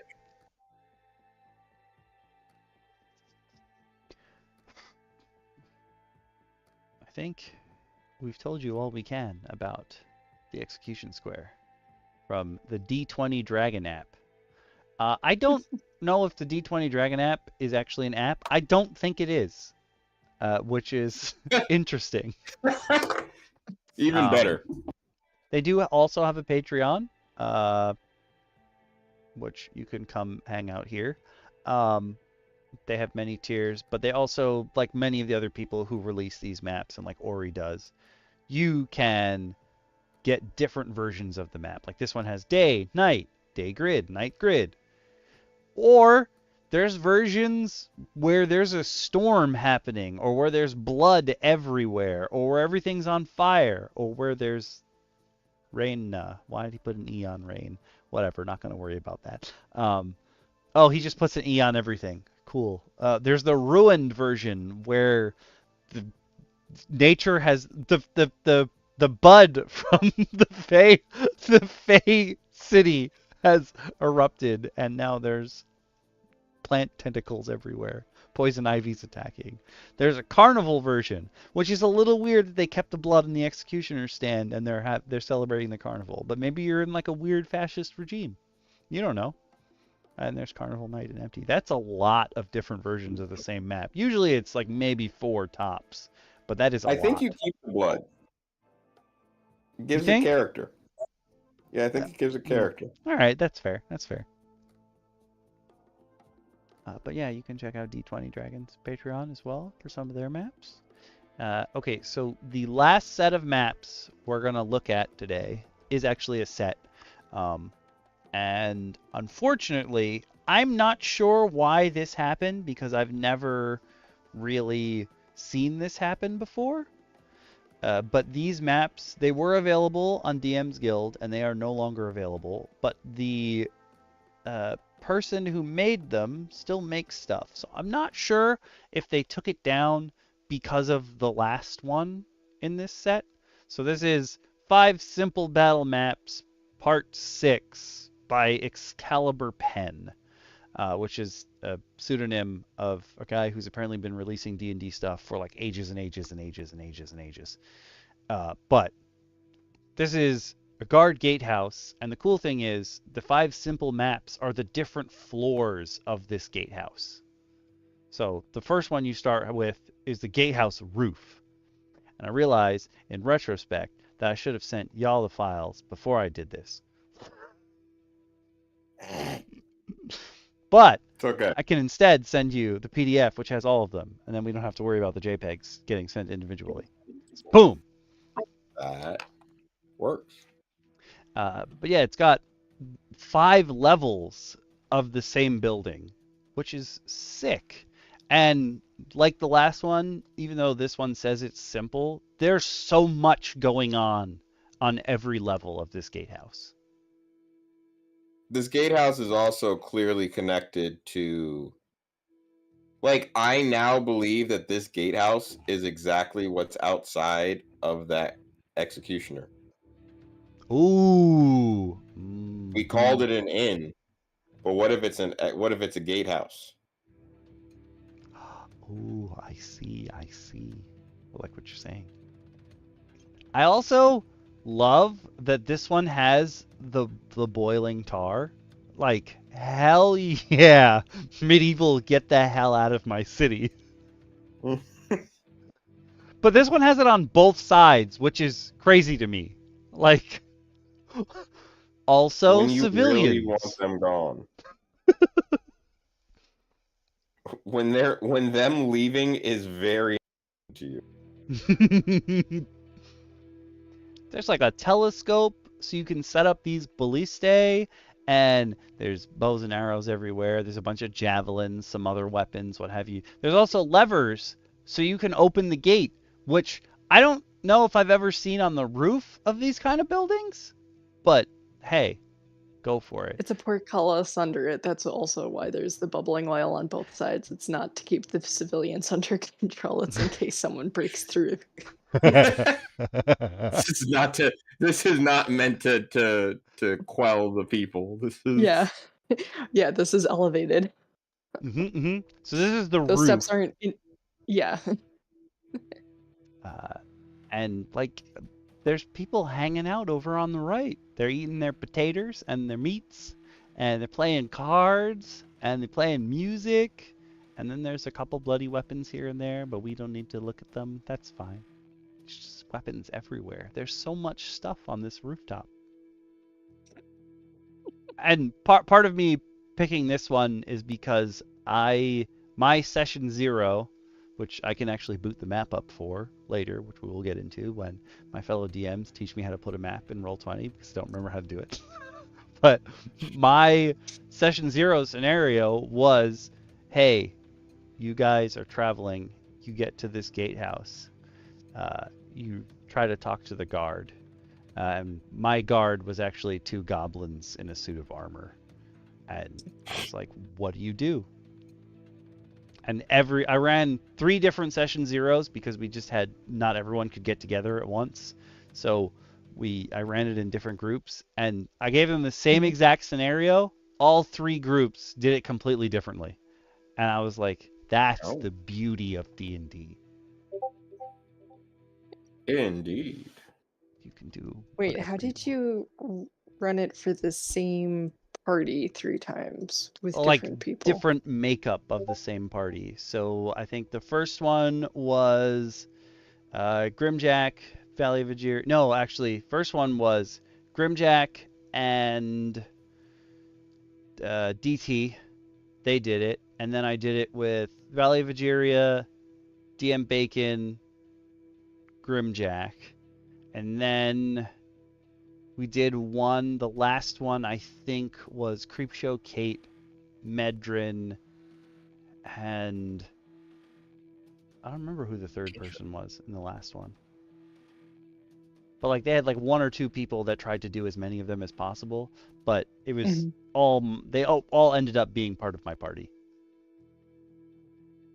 And I was like, that's the beauty of it. Like if you came to multiple sessions, you would be like, oh, now I see. And I just had this conversation with Jack DT, because one of our other friends, you guys know her as Oxford Comma, she said the other day, like, I want to play a video game.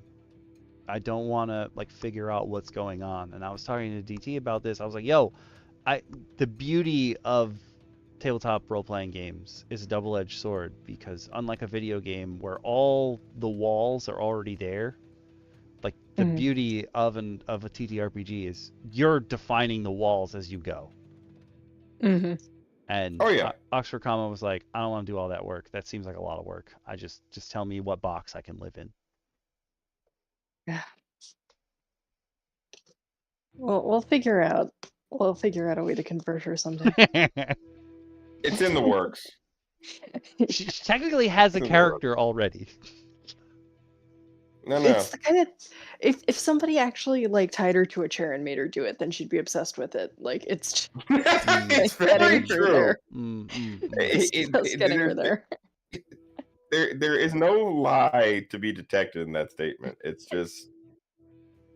getting her there. That's gonna be the hill. So we're gonna go 1 floor down. Now we're on the 2nd floor. This is where you have like beds for people to stay in, and each of the beds has like something different in it, which they didn't have to do. They could have just kept doing the same stuff, but they didn't. You can also pour boiling tar down the center. But now you don't have to guess what equipment's available to people. They've just given you your treasure table. Ooh. And there's more boiling tar. This one goes right through the center. The boiling tar is a requirement. Which everyone has chairs pulled up to. Because you have to watch the tar boil them alive. And there's a fireplace next to them. Like they're staying warm. They have like their feet up as they watch the people burn. They're like, combustion. It's a spectator sport. The night's entertainment. They even brought their soup over. Gotta have your soup. Gotta have your soup. Gotta have soup. You can use... Have soup while you watch the people burn. Yeah. Yeah. It's no better time to enjoy soup than watching the suffering of others. The one slob in the corner. Yeah. It's got 3 old meals, a couple of tankards and bottles rolling around.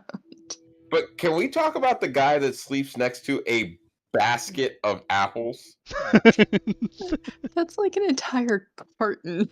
Yeah, like we get it. You really like It's That like guy his parents never sent has him to a see the care doctor. package. His parents sent him a care package. He's like, oh, I wonder what they sent me. It's a box full of fucking apples. Again. Mom, Dad, I keep telling you, stop sending me the harvest. I'm thinking the note you have to steal from this gatehouse is on the guy with the Morning Star's bed. He's got that parcel there. You gotta steal that. We need that information. Get in there and get out. Mm. I thought that was his journal where he writes about Betsy, the barmaid from the tavern a couple doors over. Oh, not What if Betsy. that's what they're stealing? Not Betsy. Not the lusty Argonian maid herself. The lusty Argonian mate. Oh, it's fantastic. I love you guys.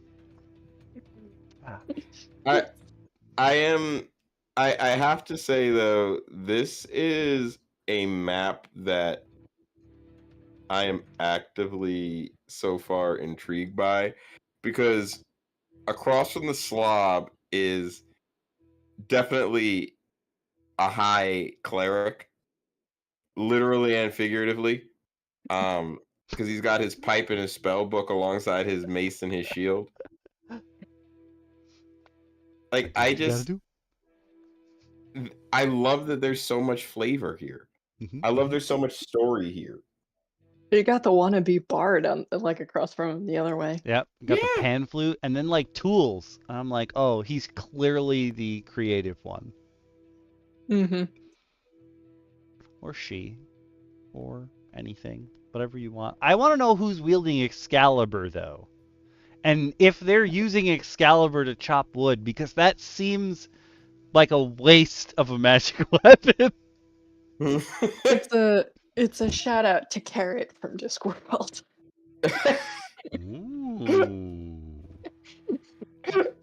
Yes, I support this. The king that doesn't want to be.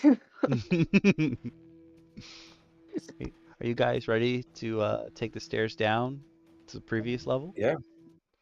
I mean, they should. I mean, it's got to be the portcullis.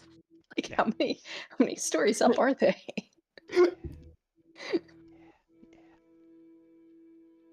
More. Oh, this is just Kicktar. The ground Okay, level. good. But there's a secret passage that we'll get to in a second. A trapdoor leading to mystery and intrigue. This is where the even more food. Jesus Christ. Yeah, these guys are so well fed. There's no way that they're on regular watchman's salary. This is a different kind of city watch. And they are so well kitted out. Oh yeah. Yeah. Like they're never running out of ammo. I also now notice that you are literally, if I'm seeing this correctly, they're also elevated above the pit in which you'd be trapped and lit on fire? Yeah, it seems like a little bit, they must be a little bit higher. Yeah, there's elevation. Oh, and then they have their own little portcullises, these little holes to shoot through. So while the people are burning, listen, if you're burning people alive, you're not putting them out of your misery. I don't know why they need the archers too. It's just to threaten them with. Or unless they're undead and someone has to shoot them in the head. Maybe they've made it through one gate and now they're on fire and undead, which just made everything worse. Now somebody's got to shoot them in the head. I also will say, cool thing, there's almost always, I think on every floor so far where there's been like someone's had ranged weaponry, there's something nearby to set their weapons on fire. Yep. I was like, oh, I like that. We don't use poison here. We only use fire. We believe in violence here.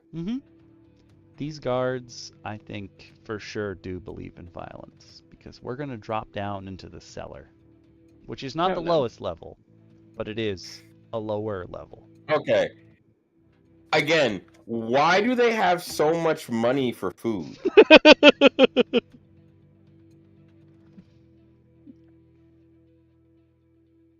Like, they don't feel like this might be an absurd amount? What? Because this seems like an absurd... Correct me if I'm For wrong. medieval folks, this is so much. It's either that or this is the best staffed like guard house I have ever seen. It's like, wow, you guys really went all out. This is a guard house that only has sirs in it. Everyone has to be knighted already. Yeah, this is definitely everyone's knighted. Got a whole bunch of tools and stuff. But you know, a lot of this stuff doesn't seem like stuff that guards would be using. Like lots and lots of tools and pitchforks and other stuff. I mean, not your guards. I think this might be where like the repairs are done and stuff. It looks like the storehouse for all of that food. And True. And like some of that looks like that might be where they like repair the weaponry and shields and stuff. Oh, I didn't think of that. Yeah, that could be. You could hide so many things in these barrels. So much contraband. But you did have to come through a trapdoor to get to this level. So now we go down the staircase into the gatehouse jail. Bum, bum, bum! Jail? And it looks like they're doing a lot more than just jailing people down here. Oh. Okay. Definitely torturing folks. Nice rack. Yeah, definitely got a nice rack down here. I am pretty sure that's a well to like Waterboard? Yeah. Mm-hmm. Yeah, because that's a waterboarding chair right there if they're not beating you and pulling your nails out. Because that's a torture chair where they flay you alive. Yep. With complimentary torture tools to the side. Mm-hmm. And every set of torture tools comes with bread. Yep. Bread and soup. Full meal. Full meal. It's kind of creepy that the food is like right next to the bloody chair. Never I'm thinking on an empty stomach. I don't know is that a board? Oh, it's a board covered in like spikes. I thought it was maggots. No, they slap you with that board covered in spikes before they throw you in the well. No, before you sit, it's actually what they used to do is they would paddle you with that and then throw you in a chair and then throw water on you and make you sit on this wooden chair with like freshly paddled bloodied bottom. Oh. Damn. Because the thing is better when it was maggots. This is medieval torture. This is So I'm wondering if this in particular was removed from DMG because there's bad things in here. Because there's even a disclaimer in the PDF. It's like, oh, there may be violent things in here. Gasp. I mean, this is definitely violent. I mean, we also had a death pit 2 floors up, in which we were going to watch people burn to death, and get shot. So, quite honestly, this is not. The more I look at this tower and the contents of it and its construction, I realize this is not the City Watch's tower. If it is, the city is evil. Yeah. I retract my original statement about the car on the inside not being calling the populace. This is looking more and more like the kind of place that would in fact do that. Yeah. No, this is 100% the kind of place that does this stuff. It is without a doubt the case. That being said, though, it's extremely well done. Yeah, this is good stuff. Like, I mean, this is obviously content matter, not as we're not into that kind of stuff, but you know what I mean. no. But you know what? I as a person who I can't say that it's horrifying, because as a person who also enjoys Dark Sun for the world that it built, despite the tones that it can sometimes evoke, I understand them to an extent. I don't support the tones, but again, I understand why they're in there. If you're looking to make a realistic Victorian battle, what better way than to trap the character they need to save at the bottom of this?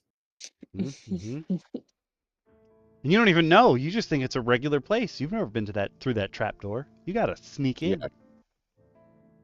They get You're down like, there and why? they find their benefactor being beaten and flogged unmercifully. Yeah. You can't have a good hero story without bad guys. It's true. Yeah. You true. need bad guys. This does that effectively. And you could even have like someone's in that. It's not an Iron Maiden, but it's close enough. Like maybe there's people, other people being tortured here. Are you gonna set them free? You don't know what they did. I mean, despite all their rage, they'll be more than just a rat in a cage in this situation. I had to do it. I'm sorry. Hey, I'm sorry. Let it out. I feel better now. But in all seriousness, also, what's going on with that wall? I don't know if anybody else noticed it. Is that wall odd, or is that trash along the wall? I'm trying to figure that. Are they trying to say it's dirt? Oh no! If you zoom in, it's all weird colors. Oh no, yeah, no. I think it's like falling apart.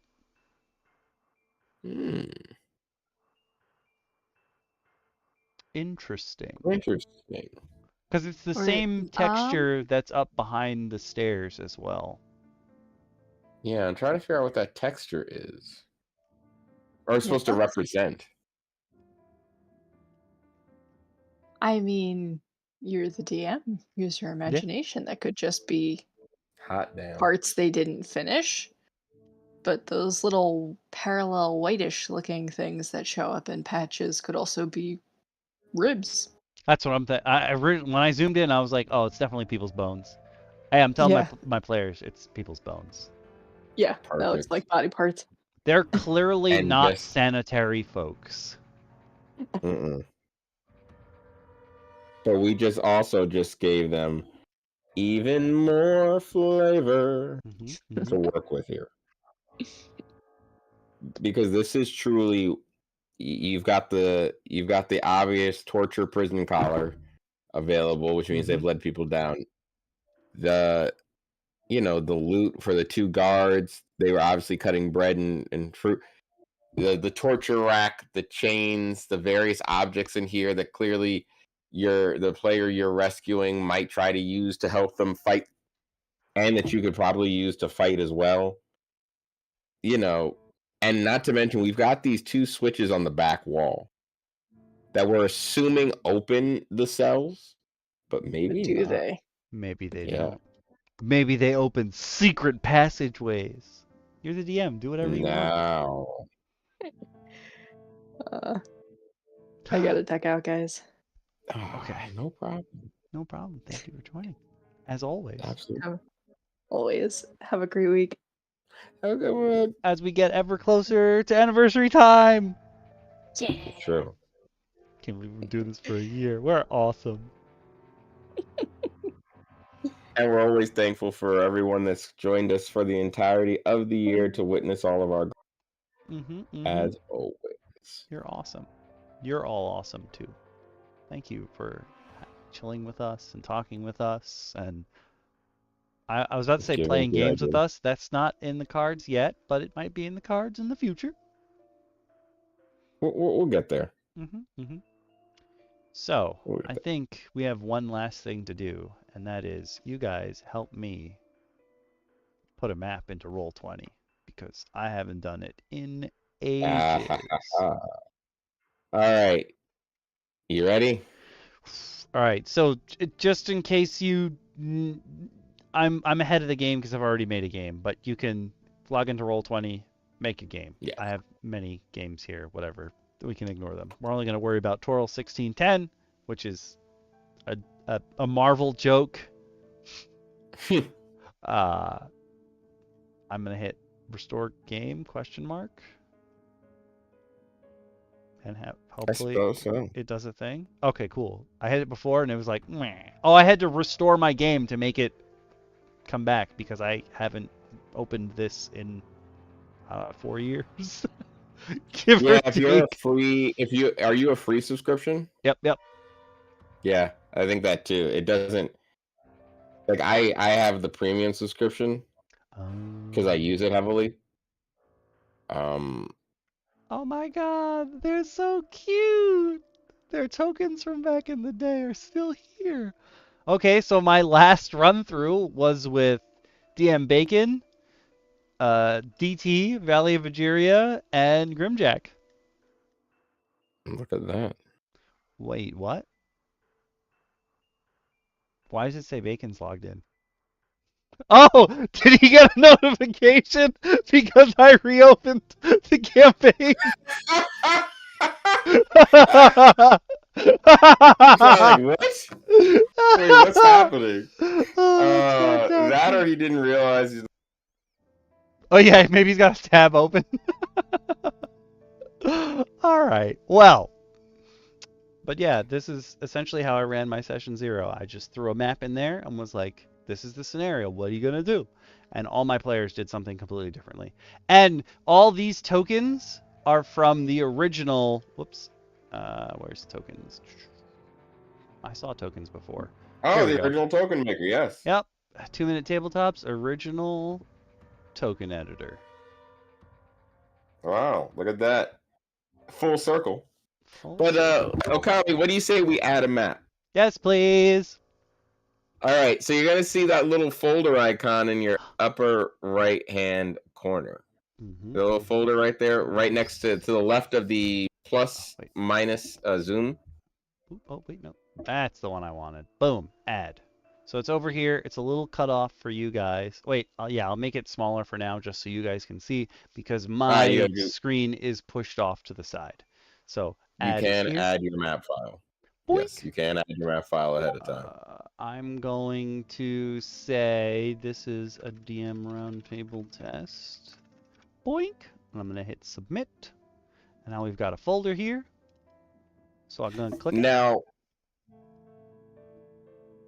you can also drag your image from a saved place. Like if you've downloaded the image from another site, you can just drag it in. It will auto-load it for you. Boink. As well. Whoop. Didn't like me. Come on, bro. Oh, jeez. Why are you not? Do the thing. You jerk. Of course not. This is like when your color didn't change and we're both like, you son of a bitch, I know this works. Oh. Okay, well. Fine. I guess I'm going to go to upload. Oh, now it's going to work. Boop, boop, boop, boop, boop, boop. Do you have the image? Yep. Okami? Okay. All right. It popped in, but drag it into the just drag it into the folder. Boink. Ta-da! And then you can do all these things, but I want to double click it. But we don't need that now because we have to throw it in, huh? All right, I have my folder. I have tons of assets too because I do a lot of Kickstarters, but we're going to teach you how to do just your folder from your own files. I'm pretty sure I could just drag this onto the screen now, can't I? Well, you could, but that would ruin this page. So why don't we get a fresh page? You see that little folder icon on the left? Right to the left of your Zoom? This guy? My little scenes! White folder. In the upper left. Oh, that's right. I used 2 maps back in the day. I'm going to add a page. You'll now get a blank page. Hello! And with that blank page, you can drag your image onto it. On over. Interesting. That is not what I expected to happen. It's not perfect. Sometimes it will give you the prompt to stretch the page to match this. Oh my god. Oh, yes. Well, hold on. I will undo that and then try this instead. So one thing you want to do before anything, and this is a very important thing, delete your image, Okami. Okay. Don't put it. Delete it.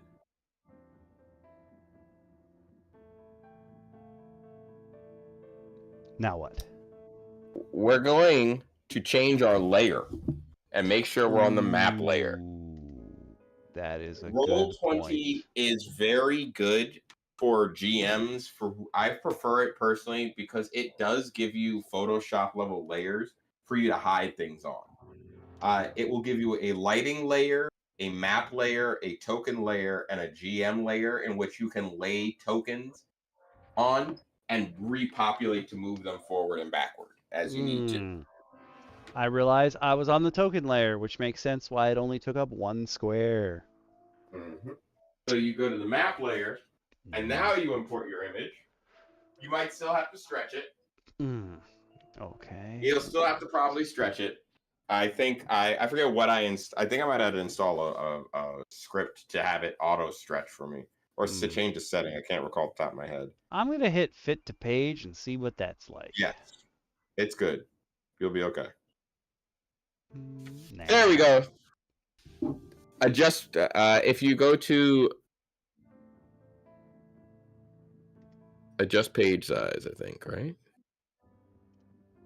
Wait, we can adjust the current page's size to fit this image, or resize this image to fit the page. I did fit to page. Yeah. There we go. And I think the size is almost the same-ish, sort of. Yeah. Pretty much. So if I take a random dude, the pink dragonborn. Hello. Oh, I'm on the map layer. No, get out of here. Bye. Yeah, make sure you go up your layer to token. Token. But you can also move the item and the object by right-clicking on it and changing its layer too. So if you drop a token on the map layer, or if you move it to the GM layer. So drop it, move it to the GM layer. So the players can't see it. And then when you need it, you move it to the token layer. And it will appear wherever it was. So let's say you had a creature moving and tracking them in the dark. And Roll20 is great also if you want to add like dynamic lighting, things of that nature. Very good for like Fog of War stuff. Yeah. Goodbye, bot. Yeah, like actually, if you wanted to see an example of like Fog of War stuff, I think we could demo that super quick. I can actually demo it. I can just invite you to one of my games. I believe Fog of War is enabled on that first map I started on. I believe. I could be wrong, but I think. Oh, perfect. Even. Yeah. Perfect. Ah! Nope. Get bigger. Stop it. No. Stop that. These clouds are, in fact, Fog of War. Yes. Which tells me... Helps obstruct things. Yeah. You can go really hard with it. Like, you can Fog of War everything, or you can be like, oh, now this walkway is visible, that kind of thing. It has a lot of tools for this kind of stuff. Like, I'm choosing what I want to be revealed. On that last map, we didn't make it exactly the grid that Roll20 has by default, but you can, in fact, adjust for that. Yes. You can make it match.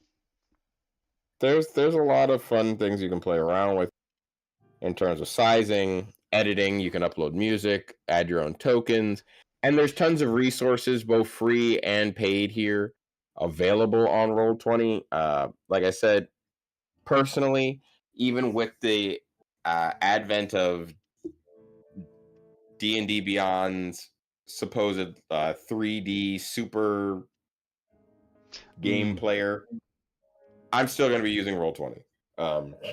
Yeah. Roll20 I haven't even will also tried let you... Sigil, though they asked me twice already, can you review it? I'm like, I haven't booted it, bro. Yeah, I have no desire, to be honest. I will say, though, that it's amazing. You can do your own custom character sheets. You can write your own API scripts. You can upload Java. You can upload all sorts of stuff here, and it's a great website. I support it. This is my shameless plug. We are not getting paid for it, but I have to shamelessly plug this site because it's a good ass site. Yeah. I think it is probably, at least from what I've tried out, it is the, if you're using 2D assets, it is the most user-friendly. Yes. There are other It's sites not, that use 3D, but like this is the most user-friendly 2D one. It can get complicated. It can absolutely drive you a bit insane if you let it. However, the limitations on Roll20 I've come to find are what you think. Because 9 times out of 10, there's a way to do it. It's going to take more work than most. It is a lot of formulaic stuff, but you can get away with a lot of things. And there's a lot of cool ways to do things here. So play around with it. I'm actually going to come back here, and I'm going to... Oh, no, let me do the thing. Oh, I'm in the wrong tool, probably. There we go. I'm going to... We're on the map layer. I would like to align to grid, which is what I wanted. So you can do this to match your actual map to the size of... Whoop! Yeah, do that. It will match it to the size of what's on your page. I didn't expand the page, but now they are the correct sizes, comparatively speaking.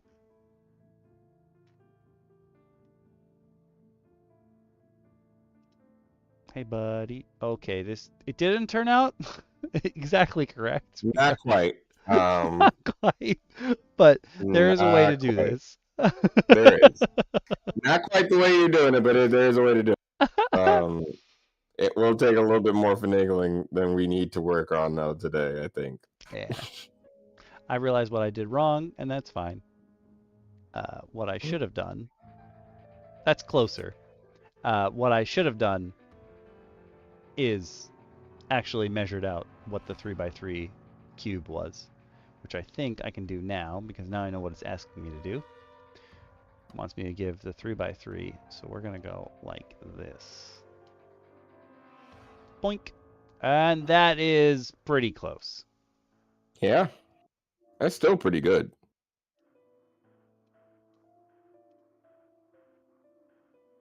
Put him in a chair. Boom. Done. But yeah, you can, in fact, throw your maps up on Roll20 if you happen to download some. Sorry, you can't specifically download this pack for some reason, but you can download your packs elsewhere. There's plenty of maps all over the place. And plenty of map resources. 2-minute tabletop. You can find a bunch of 5-minute maps. The list goes on. I think we showed you the Incon site, the Donjon, the Donjon, which Gokai realizes was dungeon. Yep. Did you know that's one of the cards in the deck of many things? Is it? Yep. I've never looked at a deck of many things, but Hit Point Press was having a warehouse moving sale, and they wanted to charge me $30 for shipping, so I was like, no. And instead, I just added a whole bunch of things to cart because everything was like buy one, get one free, so I bought a deck of many things. I had no idea Donjon is one of the cards in the deck of many things. That's hilarious. That makes my heart happy.